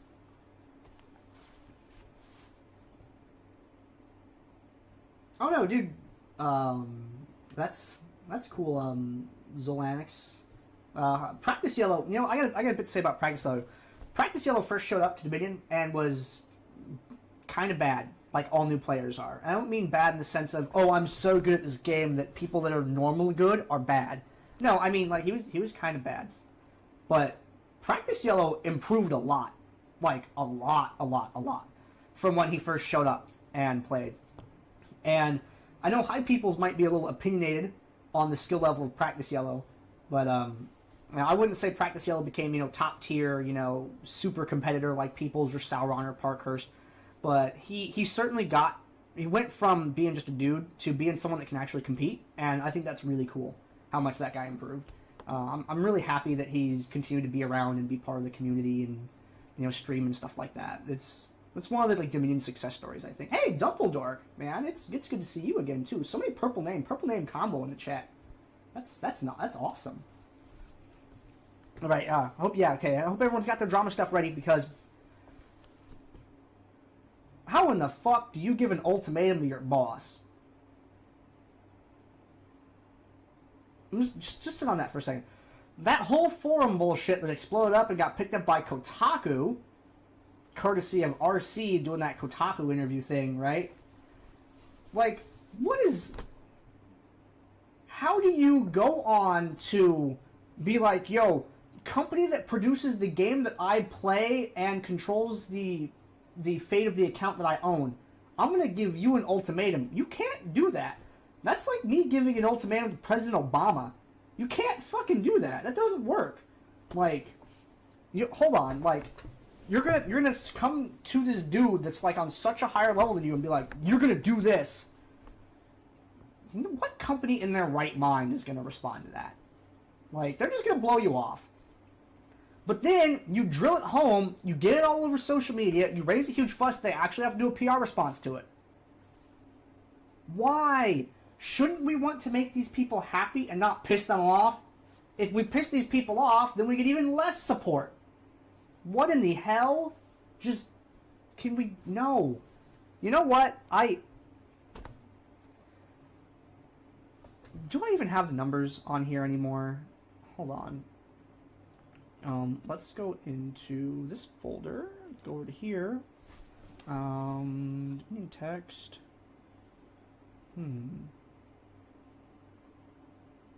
This is in here? Okay. Let's see if... Oh, that doesn't go all the way up. Damn. Please tell me that the current version is easy to find. I guess it's not. Oh well. Well, I failed. Okay, but here's the thing though. With... Everyone always talked about a declining player base, right? The declining player base came from DD ending. Because throughout all of Dominate Dominion's existence, there had constantly been a steady increase in the average number of teams participating in the tournament. Okay? That's literally a thing you can prove with math. If you go back to the bracket and count the games, when DD had tournaments, they kept going up. The numbers kept going up. They kept going up slowly, though. But you can definitely see a trend there if you just count the number of games. And that had been consistent for a year. But when DD ended, let's take the team, the Padrinos, for example, which they were like fun, hype, energetic. They kind of remind me of Cheese Enema in a way. And when DT started, they didn't even know there was a new Dominion tournament. We were at like DT5, and they're like, wait, what? There's a new Dominion tournament? They're like, what happened to the Dominion tournament? I'm like, oh, it changed brands. There's a bunch of people that didn't even know there was a Switch that just thought Dominion was gone. So it was poorly marketed. And I feel like if we had been able to stay on the Dominate Dominion brand, that things would have been fine. Because the numbers kept going up. It was slow, but, like, there were no dips that were severe enough to, like... If you plot it out over the course of a month, okay, you might have 2 tournaments that go low, and then 2 tournaments that go high. But it's just steadily kept increasing. You know, like the average number of teams was like 16 or 20 at a certain point. And, like, what? It didn't really go down. Oh yeah, it would dip down to like 14, 13, 15 for a while, and then go right back up to 20 for the next few months. Steady incline with dips. It's just a normal little jagged graph that does that, but constantly moves upward on average. So that got killed because, you know, Feedskeet, just business, not mad at him, you know, because hey, if you're successful and there's something that's hurting your brand potentially, then well, you drop that and then you run with the other thing. You know, good on you. So, but for the rest of the people, well, okay. A lot of people didn't know that it changed up. And then it was sort of mishandled, you know, when DT came around because, you know, like I said, man, thanks for holding the tournament and all, but you were so hard to reach most of the time that it made everything really difficult for us. And due to it not being promoted and it not being regular, and let's not talk about that because it's real sad. It's real sad. It's yeah, it's a little sad. I don't want to go there. I like Feedski, man. He's a good dude. But yeah, that's what went wrong with it. Is the marketing was bad, for it. And when DD ended, there was a massive fall off in people because the random dudes that would show up to tournaments didn't show up anymore because they didn't know there was a tournament. Only the people that were in the community knew about the tournament. But random people from outside the community would find Dominate Gaming Tournament, and they'd be like, oh, there we go. So, the story is, he started playing Clash of Clans, and he has, basically no viewers now. That's the story, High Peoples. I follow Feedski because I think Feedski is an entertaining streamer. I would lurk in his streams and watch him, but I liked it when he was playing LoL. Even when he wasn't playing Dominion, when he was playing Summoner's Rift, he was still fun to watch, and I would watch the show, and I was still subscribed for a while when he was playing Summoner's Rift. But he just does not have very many viewers comparatively for Clash of Clans. He was pulling viewers when he was playing League. So his viewership's declined a lot, and I really think that that's probably hurt his subscriber count too, which makes me kind of feel a little bad for him because he was doing really well for a while, running regularly 300 to 500 viewers, had a bunch of subs, everything was hype, and it's not doing so hot now, which is a little unfortunate because, dude, Feedski's fucking awesome to watch, but now, Reverend, we can't prove that. Don't go there. That's just a suspicion. Reverend says, you mean bots? And I'm like, nah. Maybe there were some view bots. Maybe there weren't. We can't prove it either way. But you know what? He had an active chat, and he had subs, and he was doing a good job.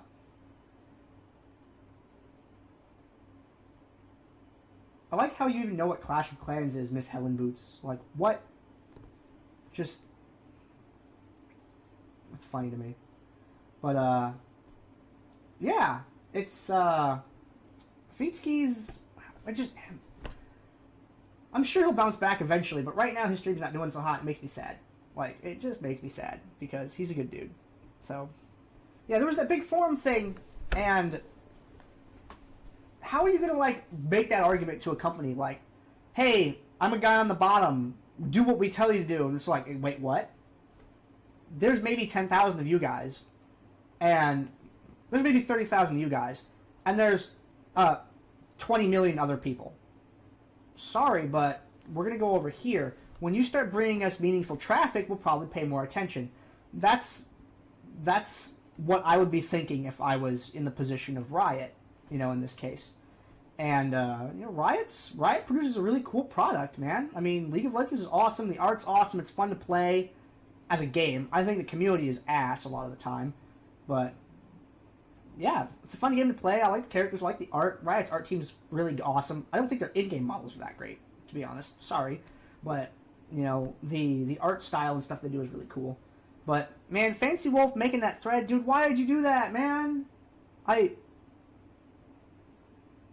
I'm cool, I'm not super mad at you, but I think that was the stupidest thing you've done, is make that thread, dude. That's gotta be the dumbest fucking thing you could have possibly done. And, I'm not holding a grudge against you or anything about it, but, man, that was stupid, dude. Why would you do it? And then the internet, you want good publicity to catch fire, the hype that we rode from the LoL Pro tournament, and when Gnome Sand was hey, there's no Summoner's Rift going on, check out this Dominion thing, it's pretty cool. We want positive hype to roll, you don't want negative hype to roll. And then, there's that interview where some interviewer with a brain actually asked, hey, Riot, you have these other game modes, do you have any plans for those? And Riot's we don't have any plans for them. It's fuck, really? Is that what's happened now? Is that what's happened now? Look, Dominion has quote-unquote died a couple other times. Guild Wars 2, Diablo 3. But you know what? People get ADD for a while and come back. But in this case, we've sort of managed to alienate ourselves so much from the damn company and just, people in general that I don't think it's going to happen this time. I think if we had just, kept quiet, maybe had a little bit of a dip in participation for a while in tournaments and shit, played a whole bunch of heroes, people would start trickling back after a while because historically that's what had happened. But you managed to... No. The following is not true. We cannot say with certainty that Fancy managed to fuck everything because you know what? We can't prove that that post actually did that. But Fancy, you posted something that was really inflammatory and might have caused a lot of problems that we can't prove.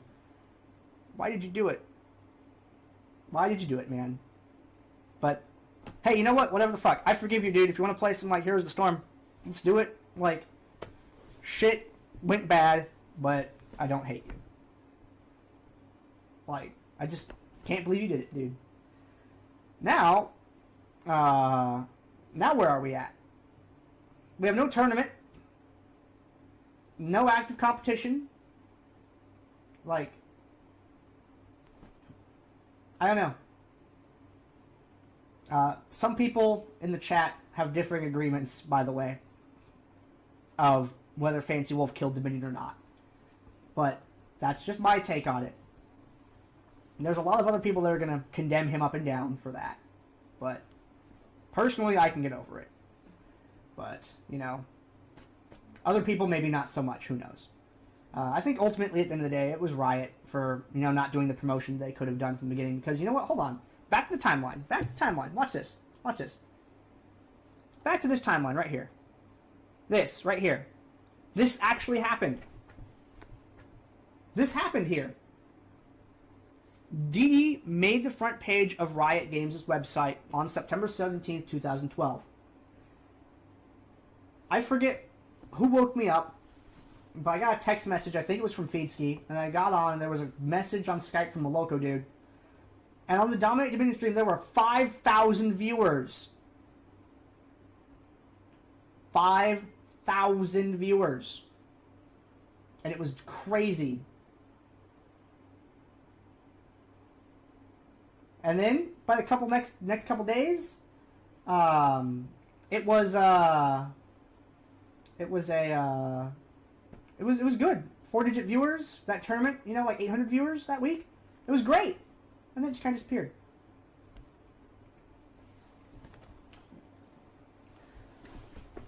Hi, peoples. I'm gonna link you a blog, man. I'm gonna link you a blog post real quick. I would like you to give it a read. You might agree with it, or you might disagree with it, but I would like you to check it out anyway. Because, it's, where is it? Okay, here we go. It's about StarCraft 2, but I think it draws some parallels to League of Legends Dominion. And, you might like it or hate it, but I feel like you might want to check it out.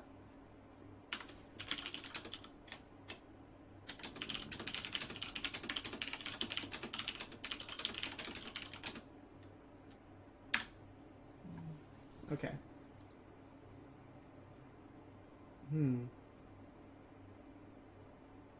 Okay. Let's see. I'm catching up on some chat real quick.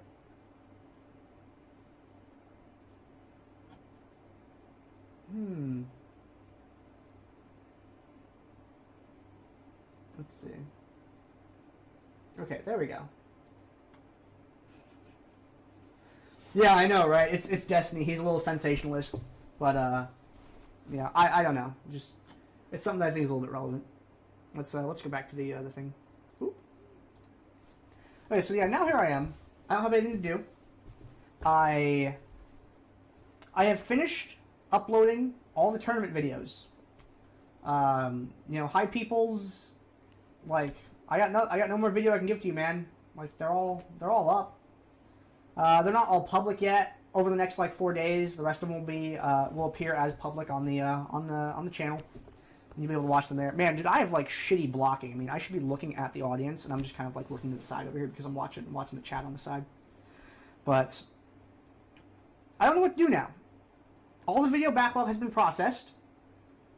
I don't have any more work to do for Dominion. I have some gift games that I owe people that I've been recording and been pushing those out because everyone that donated me a champ or skin or RP, they're getting their games. It's been slow as fuck, and I'm sorry, but you are getting your games. I'm not going to leave you hanging like that. That's not cool. But once the gift games are done, what do I do? Do I play Heroes of the Storm? Do I get into speedrunning? Do I look at Halo multiplayer? If Master Chief Collection ever finishes its fucking matchmaking? So, I don't know what to do. I want to have everything cleaned up and posted and finished, you know, like gift games included by the end of the year. I want to have them all up online. That way, 2015, I can just be like, now what? Maybe I'll look into playing Heroes. Maybe I'll look into commentating Heroes. Forecourt and Chober in it. I talked to them a little bit on a stream about it.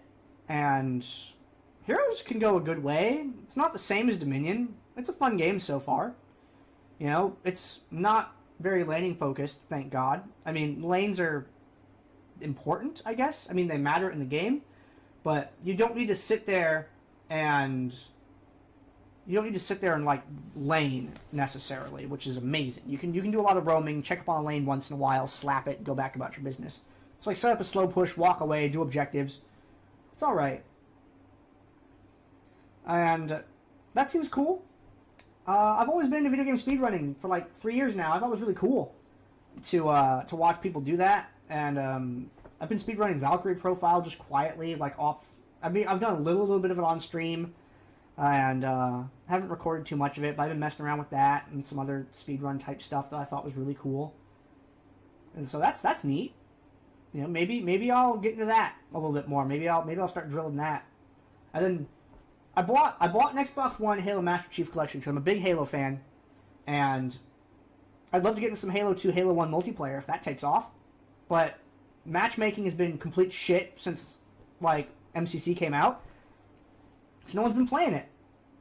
I don't even know what to do now, man. I'm a little lost. Like, my boss was just asking me if I got my schedule. Hold up. Text messages. This phone's really old.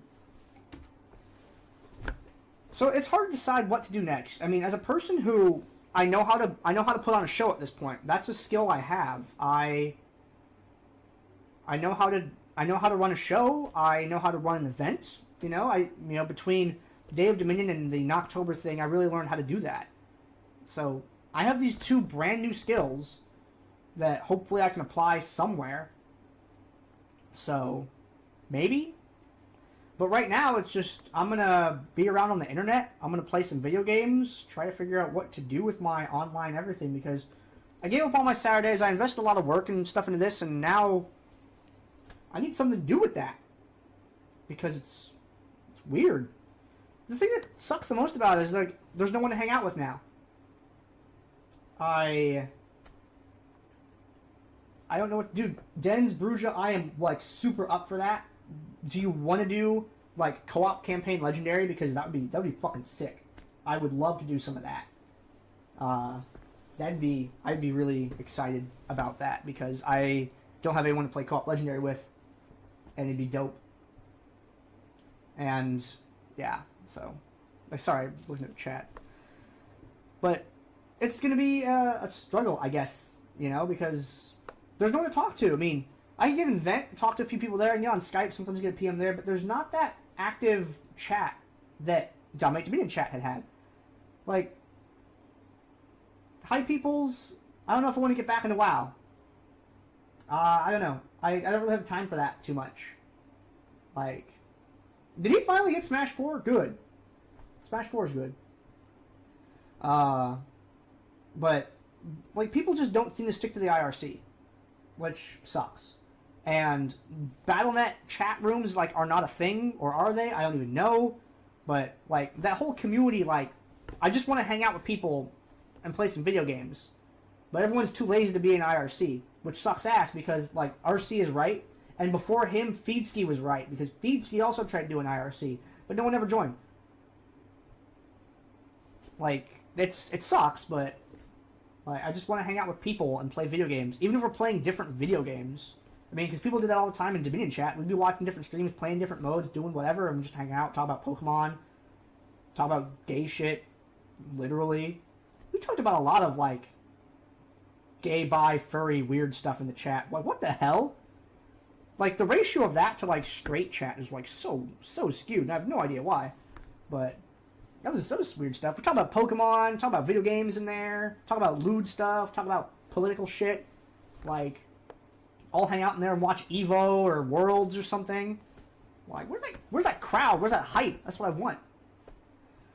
So, I've been going on for a long time. I'm at like 2 hours 24, and there's one more thing I want to do. So, that's been all my thoughts on how I got here, what I've been doing, and shit like that. I got a little bit of ranty and off topic at the end here, but here's how I want to close out. I have a bunch of pictures of stuff that I just want to like go through, and I had something else cool in here as well. Let me go and dig this up. Dominion folder. Is it in the... No, it's in the folder here. I have a couple of neat things in here. There were a couple projects that I got started on that I don't think I'm ever going to get around to finishing at this point, just because things aren't too relevant anymore. But there's some irony in here that I really want to get a hold of. Where is it at?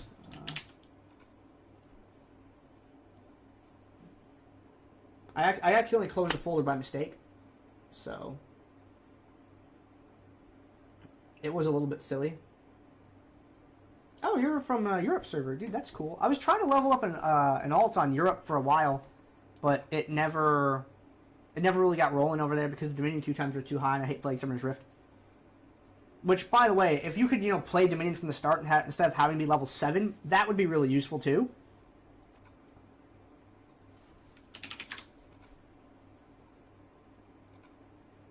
What? Maybe it's in here. Okay.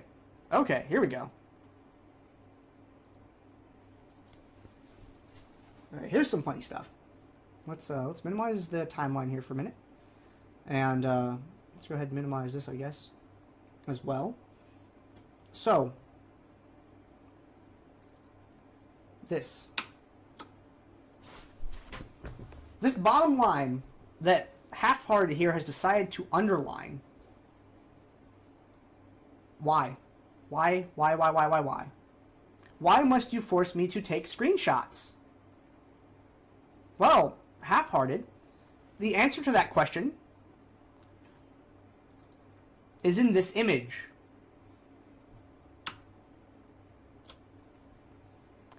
I have compiled Half-Hearted's entire competitive history in image form in one giant image. Why? Because, I don't know, Half-Hearted's my friend. I thought it would be cool. But you can scroll down through this. The entire thing is in chronological order. It has like all of his games that he's played in competition from the post-game screenshots or from the outcome screen of the VODs. And the green dots are games that he's won. The red dots are games that he's lost. See, this one here, the Udyr one, that's a screen cap from in-game. The rest of them are pulled from the outcome screen. And this image is like a bajillion pixels tall. I don't even know. It's so huge. You can see all of his builds. You see his items. You can see his everything. This is not online yet. This is like a just now debut.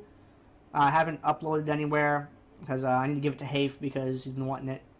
But you can look through his whole record. I wanted to do this for every single player, but it was just so much work that I couldn't do it. And then by the time I had free time from not having cash to produce video, it became irrelevant because tournaments stopped running anyway. It's got his LOL Pro one in there too. All the DDs. You know, it goes all the way down to the Azubu and DT tournaments. Whole thing is in there. You know? And it gives me little comparisons like this. You know? Half-Hearted said once that his Urgot is terrible. Well, we got one here where he's 9, 11, and 22. That's from DD20. And then we have this other one over here where he's 11, 0, 16. And just look at the opponents he's against. This is Half-Hearted versus Lysic, Necro, MKH, Talith, and Sauron. And then we have Half-Hearted, going 11-0 against Kralik, Jen, Wowix, Fatme, Cercio. Which, admittedly, a little bit of a weaker lineup than that previous one, but still, going 11-0 is pretty monstrous. So, your Urgot, sir, has certainly improved. Now, there is an extra addendum to that. Which one was the one where Xander was playing? That was in one of the DTs, and I don't remember which one. Let's see. Text. Okay.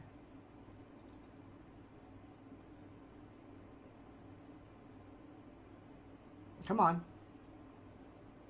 Is it this document, or is it a different one? Nope, not that one. Okay, hold on. Let's go over here. Let me make sure this is the right one before I actually show it on the screen. Okay.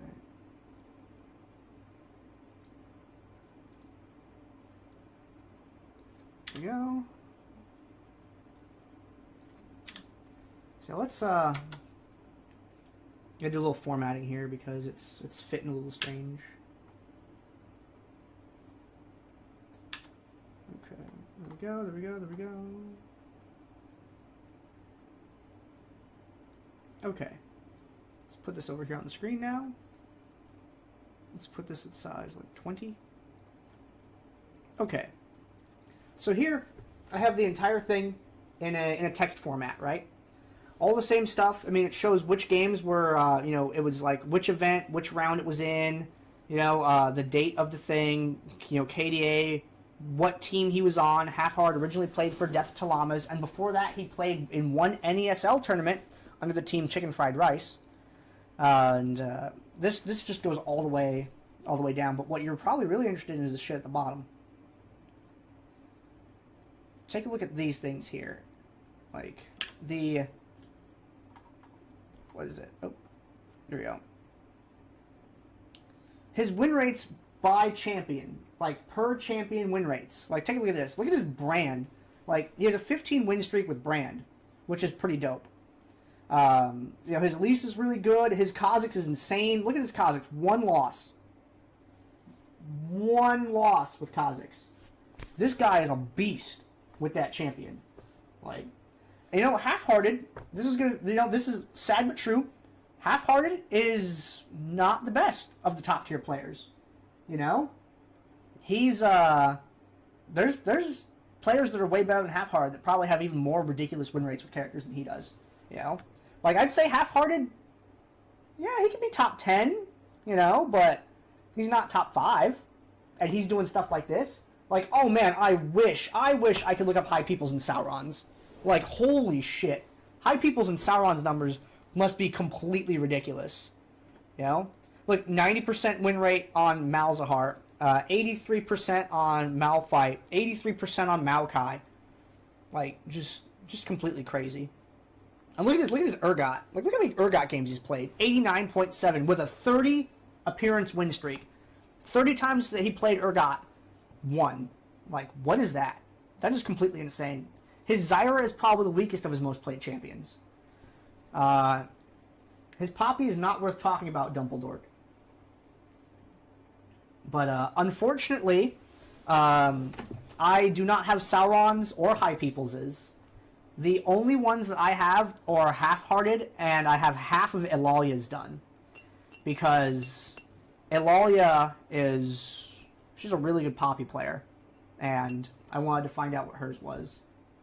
But I wanted to do this for every player that there was, but this alone took me like 12 days to come up with all of this. It was completely absurd. I have his win rate broken down by champion. Like, champions that he has more than 10 plays with, it shows them all right there in order of most appearances. And then it has his champions with less plays and then less plays. His win rate by team, right? So with Death to Llamas, he didn't really win very much. With Pays Evelyn Child Support, he won a lot. With Feel the Vibe, he didn't really win that much. With Clueless, he won a lot. But he didn't win as much with Clueless. He didn't win as much with Clueless, I don't think, as he did with... Where's the total for Clueless? Okay, yeah. the whole Clueless era, right? Where he played under Clueless, Clueless Empire, Dango Ninjas, aka XXX Team Clan Esports Gaming XXX. 74.5% win rate versus the 77 with Pays Evelyn Child Sport. So when he was playing on Pays Evelyn Child Sport, he was doing a little bit better. But when he played with Clueless, he almost matched what he was doing when he was playing with PEX. Because he did used to play for Pays Evelyn Child Sport. And the Clueless era, he had a couple team changes and stuff like that.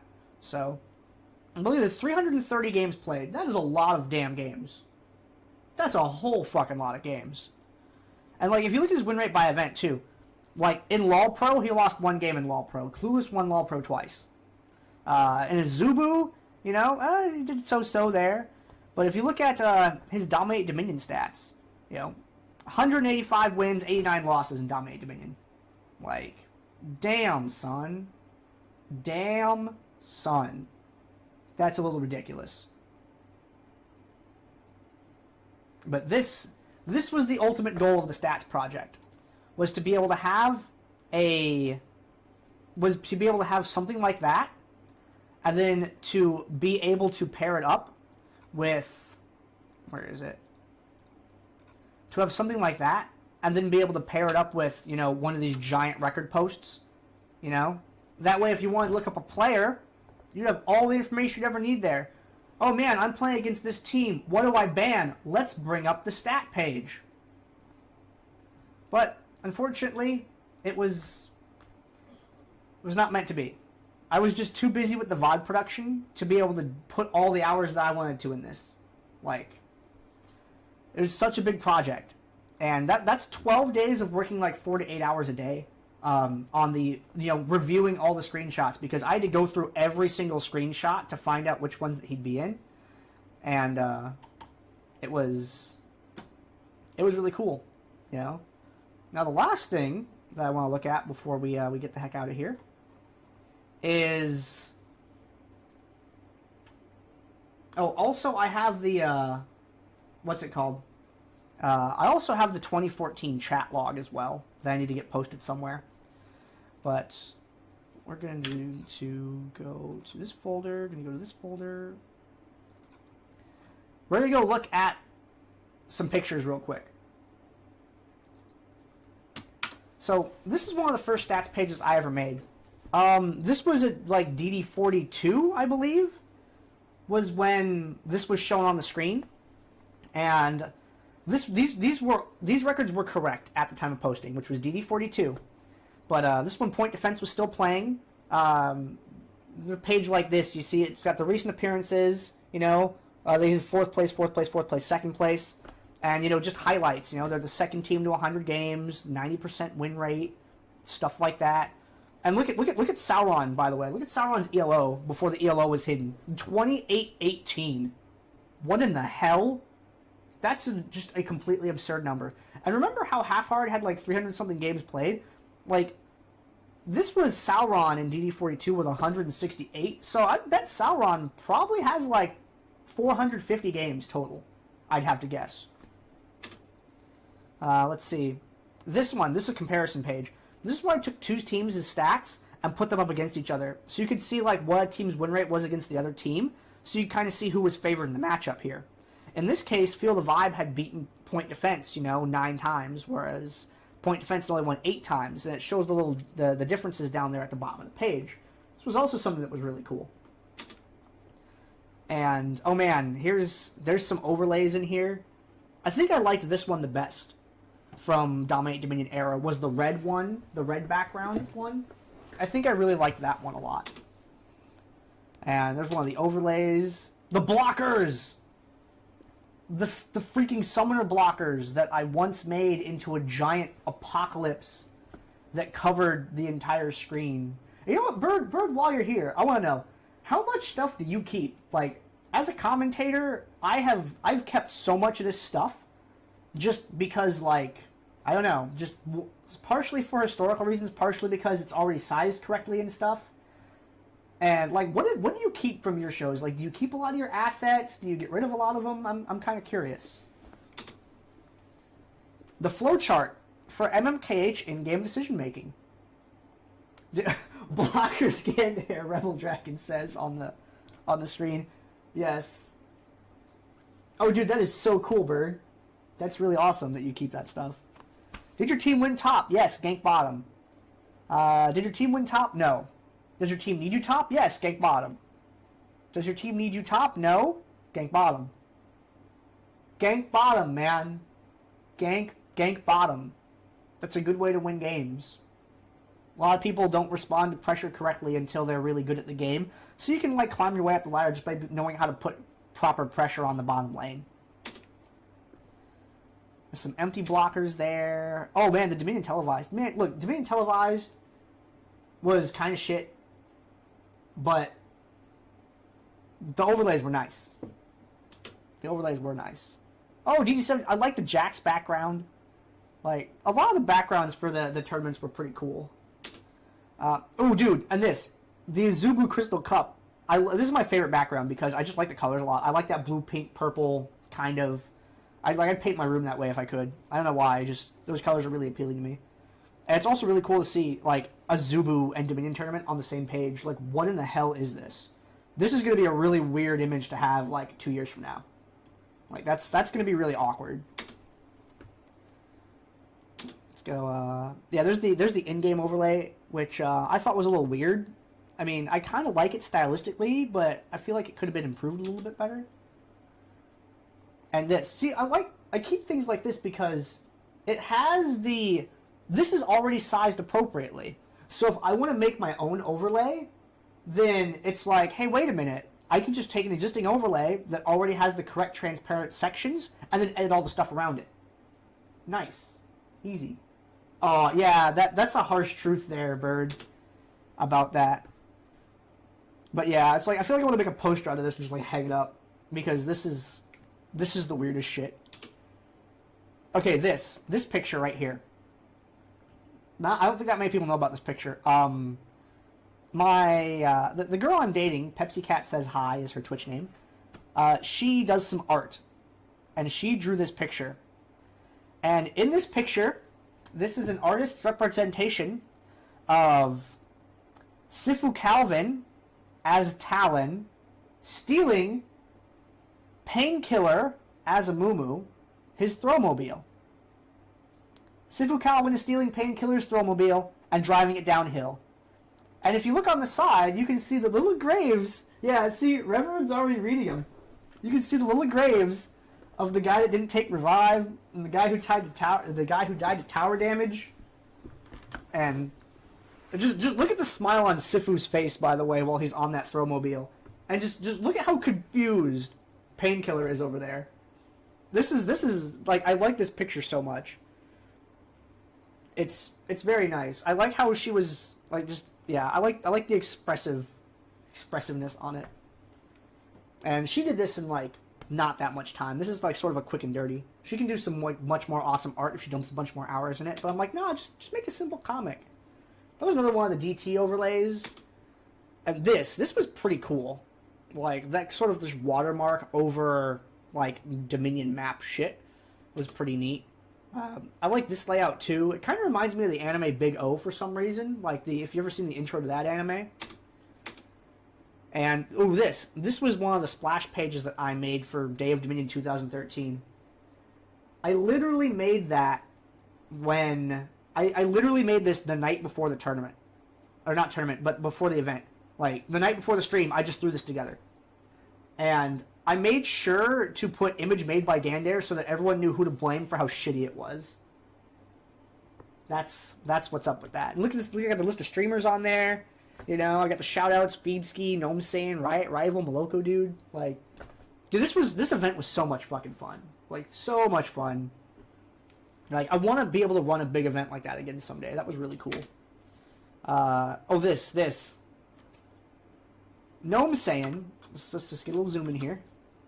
Gnome Saiyan. Come on, give my scroll bar.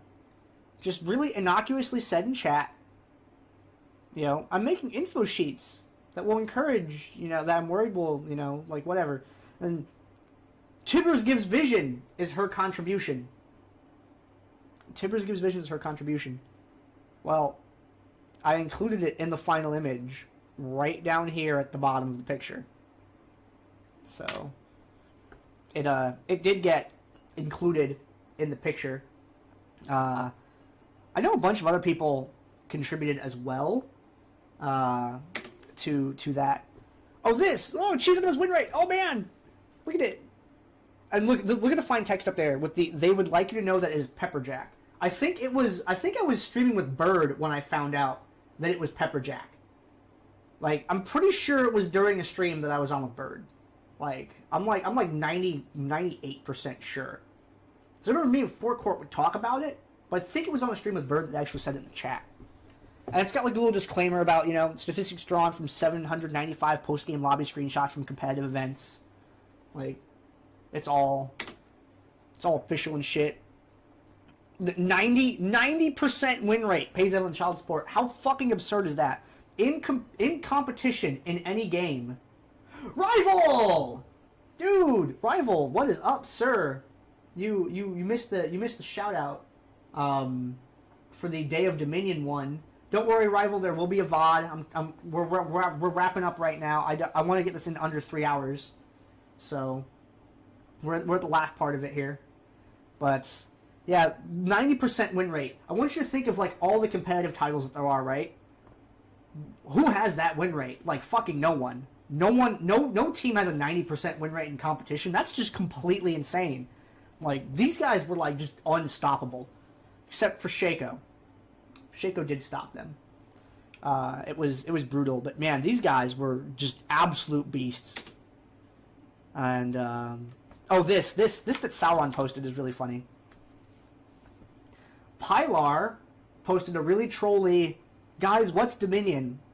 To which Sauron replied, "Dominion is an underground cage deathmatch ring where 2 men enter, and 2 men leave because there's a burrito sale and there's no referee to stop them. Or a cage. And also, it's not really underground. It's more like a 1-inch depression in someone's yard from a truck that was parked for a long time. Once all the manly men have left for burritos, Atrox shows up alone and is defeated by fresh air."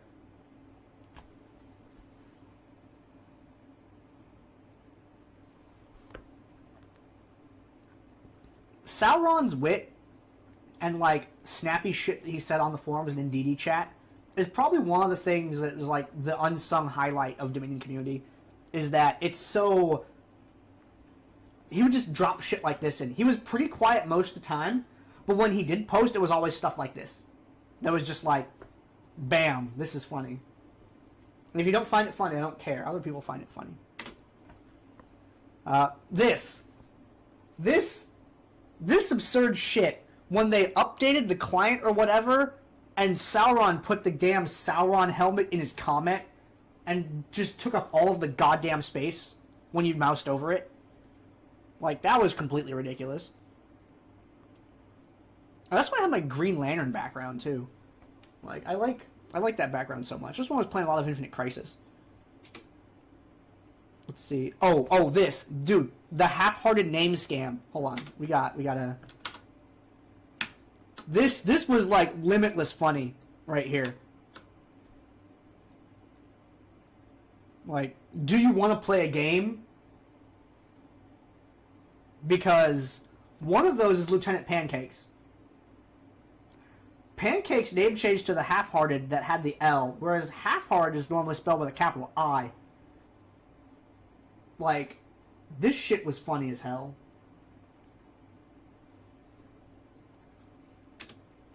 GD34, 35, 41. Look at this font change, by the way. Look at 34's font. Look at 35's font. What happened here? What is this? What's going on? Who did that? Who was in charge of that? Who was that? Who was in charge of that? 41, 42. Oh, look! You can watch the Dominate Dominion logo change in real time. Watch. It's the bottom left there. That's that's like the 2nd generation logo. 3rd generation logo. 2nd, 3rd, 2nd, 3rd. And dude, these backgrounds were like really good after a while. Like the way we kept changing them. I have a Lysandra mouse pad. Hold on. Like, I love this. I was at DreamHack, right? And I bought a mouse pad. This. I bought a mouse pad while I was in Stockholm at DreamHack, and dude, it was only like $10, and I realized mouse pads are cheap. You just print a picture on them. I'm like, whoa, it's so cheap, and then I just had this realization of, duh, you just print a thing on it. I also got this like really cool. Also got this Protoss coaster while I was there. Now where'd my mouse cursor go? Oh man, 3 monitors. What even? At what point did Chobra stop? All right, you know what? I got to tell the Chobra story actually, because I missed that somewhere. So Chobra was one of the commentators for Dominate Dominion, right? And great commentator, awesome dude, but some cool shit happened to him. He wanted to go to the MLG arena that was in New York. But the MLG arenas were like closed. You know, they were just an online only thing, right? So what he did was he went around trying to find the building and then like hung around outside of it to see if he could get in. And then he was able to get in and talk to some of the players and people there and stuff like that. And it was really cool. All right. It's your typical like super fan story, right? That happened. Well, while he was there, he was talking to the players in Korean because Chobra's Korean. And later on, he wanted to go to MLG, and there was a contest where he would be able to go to MLG for free if he won it. It was a contest that was put on by Dr. Pepper. And he made a video and posted it online, and he was like, yo, everyone, let's tweet and stuff like that, and let's get a bunch of votes and get Chobra there. And I said on one of the casts, like, yo, dude, everyone go here and vote for Chobra. And we just kind of all went in, you know, all of Chobra's fans, us Dominion guys, and we all gave him a whole bunch of votes. And then Chobra got to go to MLG for free. And he got to hang out with players and stuff like that.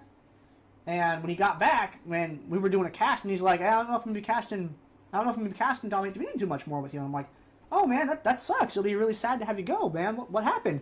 He's like, well, when I was at MLG, I was talking to some of the players, and, you know, I was talking to them in Korean, and they asked me if I would be interested in translating or doing something like that. And I'm like, holy shit, really? He's like, yeah. I'm like, dude, fucking go do that, man. Like, dude, you Chobra, go do it. I don't even care. Leave the show. That's awesome. That's like the best thing that could happen. And then Chobra did eventually end up going and being a translator. He ended up working at BlizzCon as a translator as well. I got to meet him at an MLG event. I believe it was MLG Dallas. Yeah, it was Dallas. MLG Dallas, I got to meet Zemike, Oni Snake, and Chobra. And, dude, hanging out with Mike. Mike is really fucking cool. Mike was really awesome to hang out with while we were there. He's a really cool dude. And Oni Snake's cool. He's got that FGC kind of thing where he's, like, about playing games and stuff like that. And he, like, completely destroyed us in Halo. I got to hang out with Mike again, actually. I got to hang out with Mike again at IPL 5. Him and his roommates were planning on taking a trip to Vegas anyway. And I'm like, yo, why don't you come on this weekend? Because I'm going to be there. And he's like, all right, cool. So he talked to his roommates, and the roommates decided to switch. Me and him hung out in Vegas and, like, watched some League and hung out. And, dude, hanging out with Zemike was just really fucking awesome. And being able to meet Chobra in person was really, really cool, too.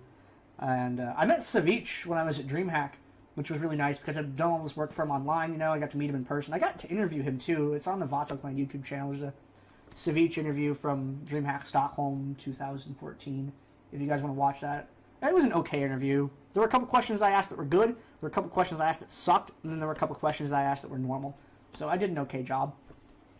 And, yeah, Chobra is like, dude, like, he was on episode Live on 3 as a translator.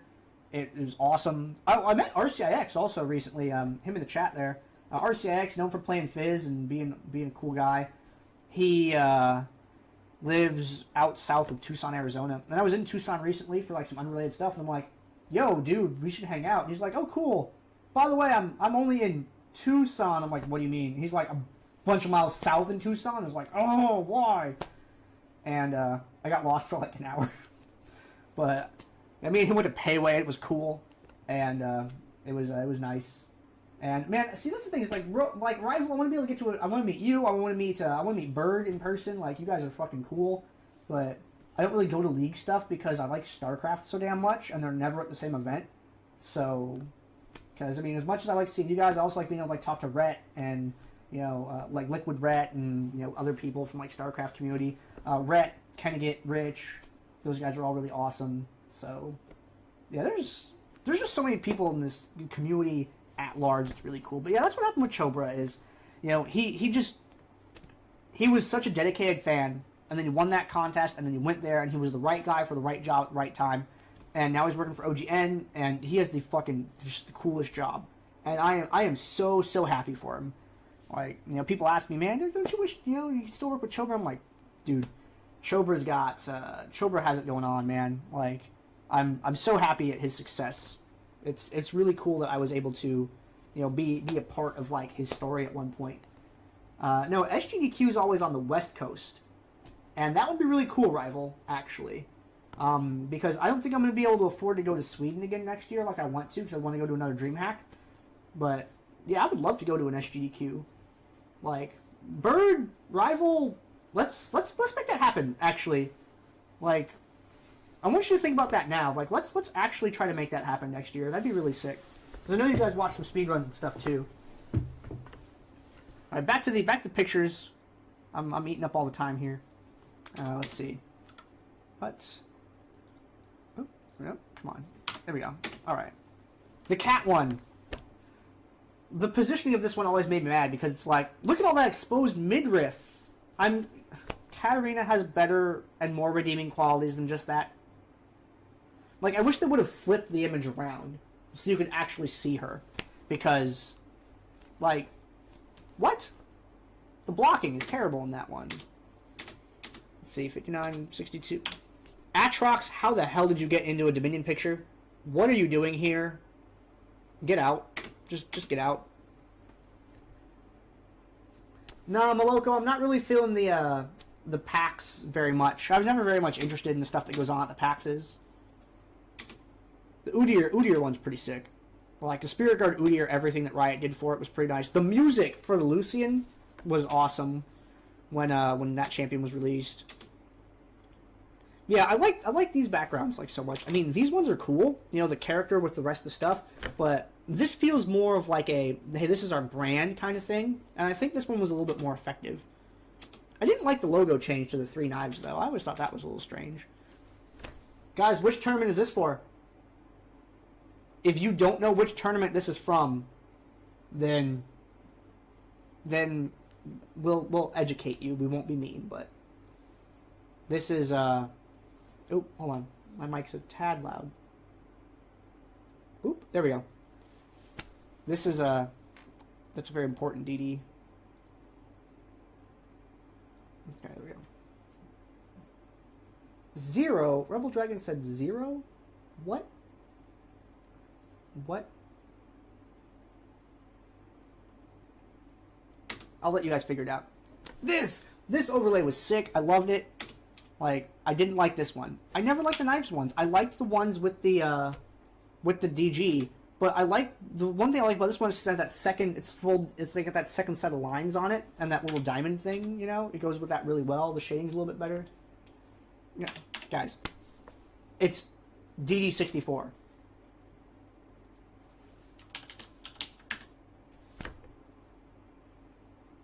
DD64, guys,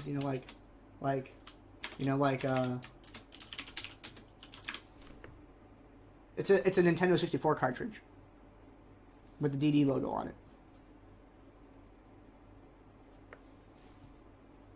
See, now you guys get it. Now you get it. Shoutouts to not being allowed to make an image for DD69.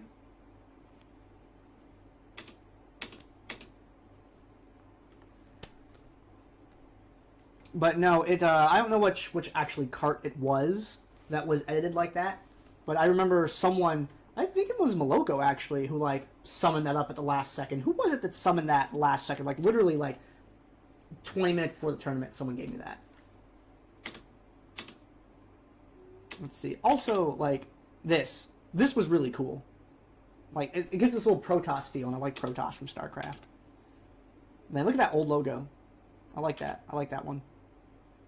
Look at all these bracket screenshots that I have.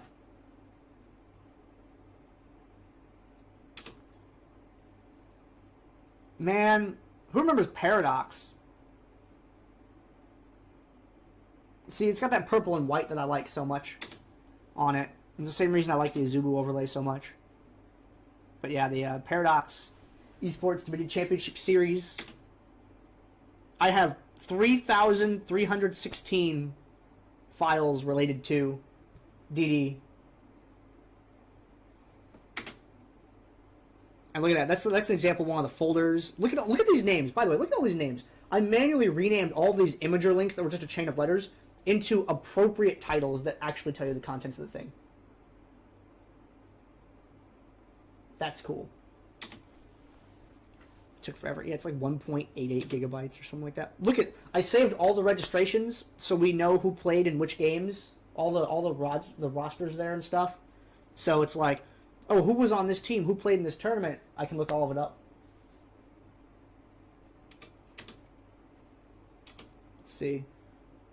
Oh, here's some stats page like examples. Like there's one in the from left to right. You know, it's the team specific win rates, and then the next one is what people are building. Like what people are building what items on which thing. And then there's like Lulu specifically, Lulu stats being tracked. And then over that is the, like the 4PL Europe West stats that I was tracking as well. A lot of good stuff in there. I think that's one of the better pictures of Misfortune that exists, actually. Because her boobs don't look out of control in that one. They look a lot more normal, I think. Yeah, that's definitely one of the better ones. This is a good picture. I don't even know where that came from. But, oh, this. Guys, look at Sauron's RP and IP. Just, let's, actually, hold on. I can't, here we go. Do this. Look at that IPRP on Sauron. Just, whoa. That's a lot. And then, I'm sorry, but you have too much IP to gift, or you have too much RP to gift people. Sorry about that, man. Sauron, you are literally too good. No, you shush, rival. You freaking like. Rival, I've got a present for you, rival.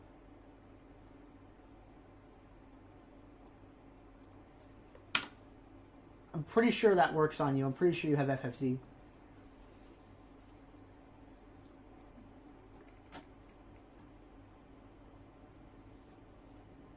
Okay, let's continue.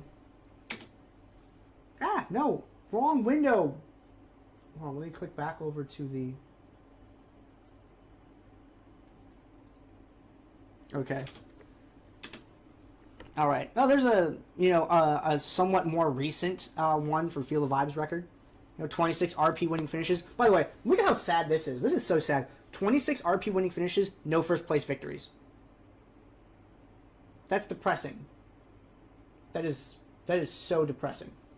Let's see, there's another one. Yeah, Feel the Vibe, no first place finishes, and all of their second place finishes, all 5 of them, are versus Pays Evelyn Child Support. It's a little brutal. What was... Oh, that was one of the text dumps. Okay. Let's see. DT logo, DT. This. The ban them all. I actually don't know if Feel the Vibe ever won without actually going and checking. That's something I'd actually have to go and look up. But I would not do that now because this has been on for a while anyway. And let's see. So yeah, this is the ban a champ. When we banned all the champs for the Day of Dominion thing, I had to make this image, and then I would slowly cross them out one by one with a whiteboard overlay. And if you pay attention to it, there's some weird shit in here, by the way.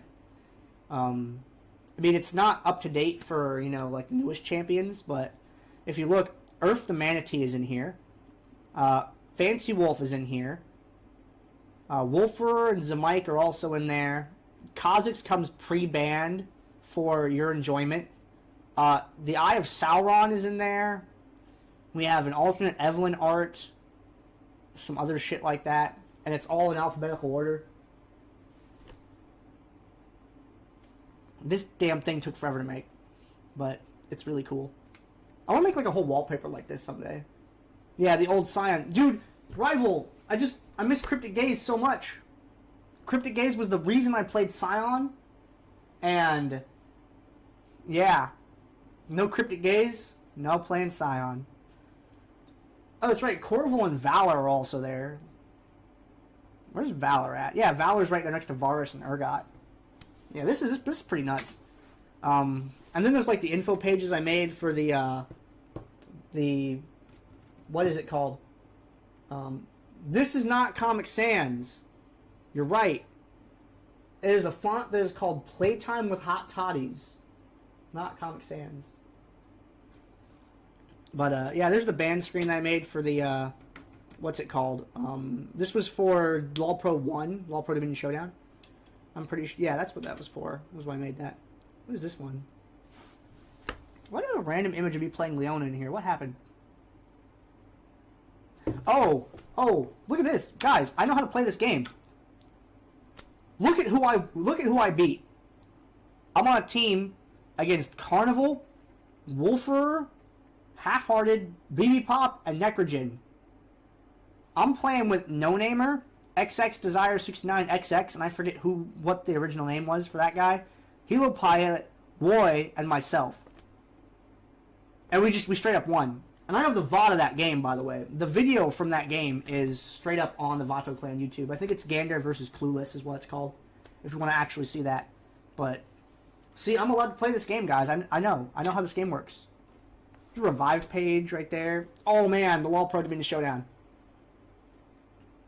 That is so cool. The big splash screens for it. The in-game screen. That one's from LoL Pro number 2. That's the second one. Oh yeah, Acoustic Ninja, that's right.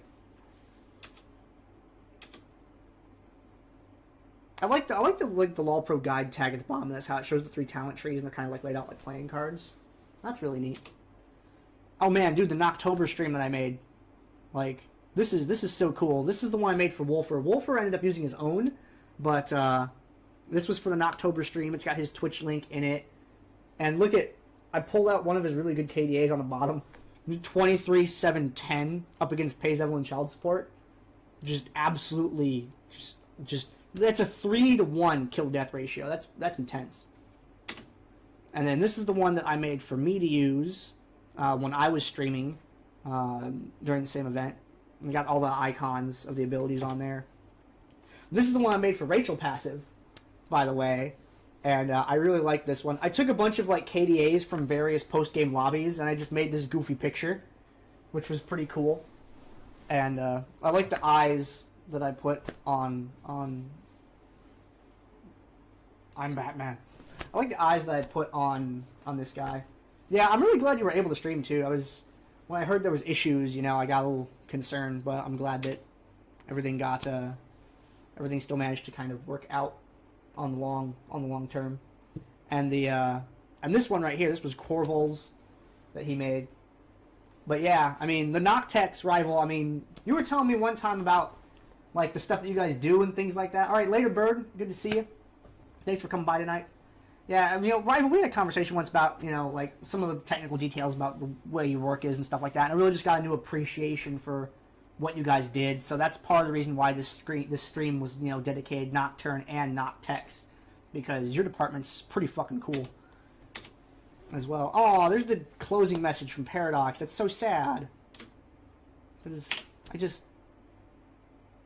Man, he specifically cites that he can't compete with Dominate Gaming.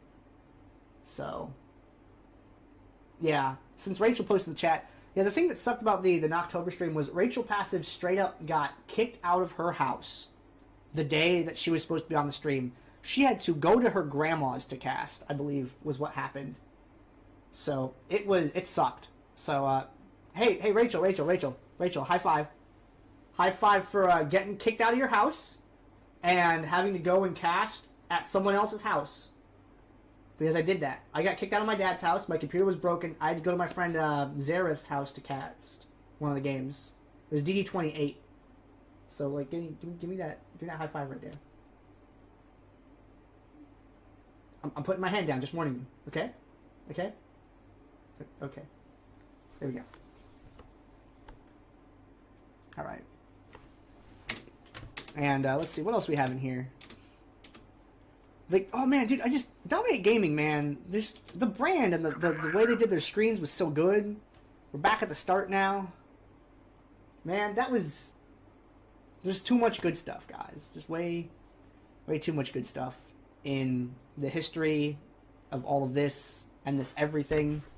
But that is all the history I have for you for right now.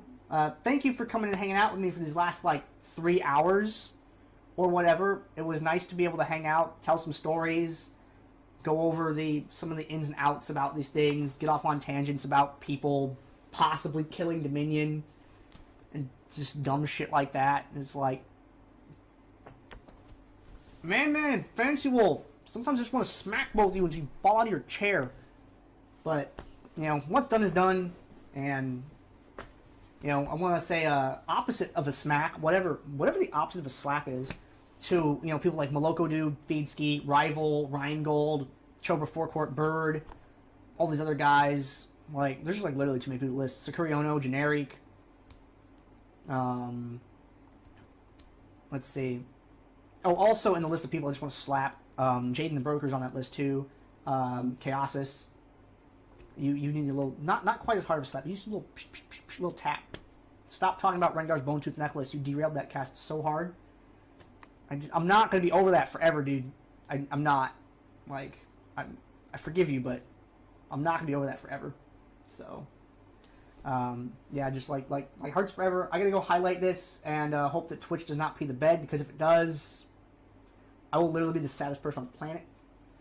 But thank you very much, folks. This has been my history with Dominion and my thoughts on all of these sort of things. So, thank you very much, everybody. I hope you all have a very good night. I hope you all have very good gaming everything, in case for some reason we don't meet in game again.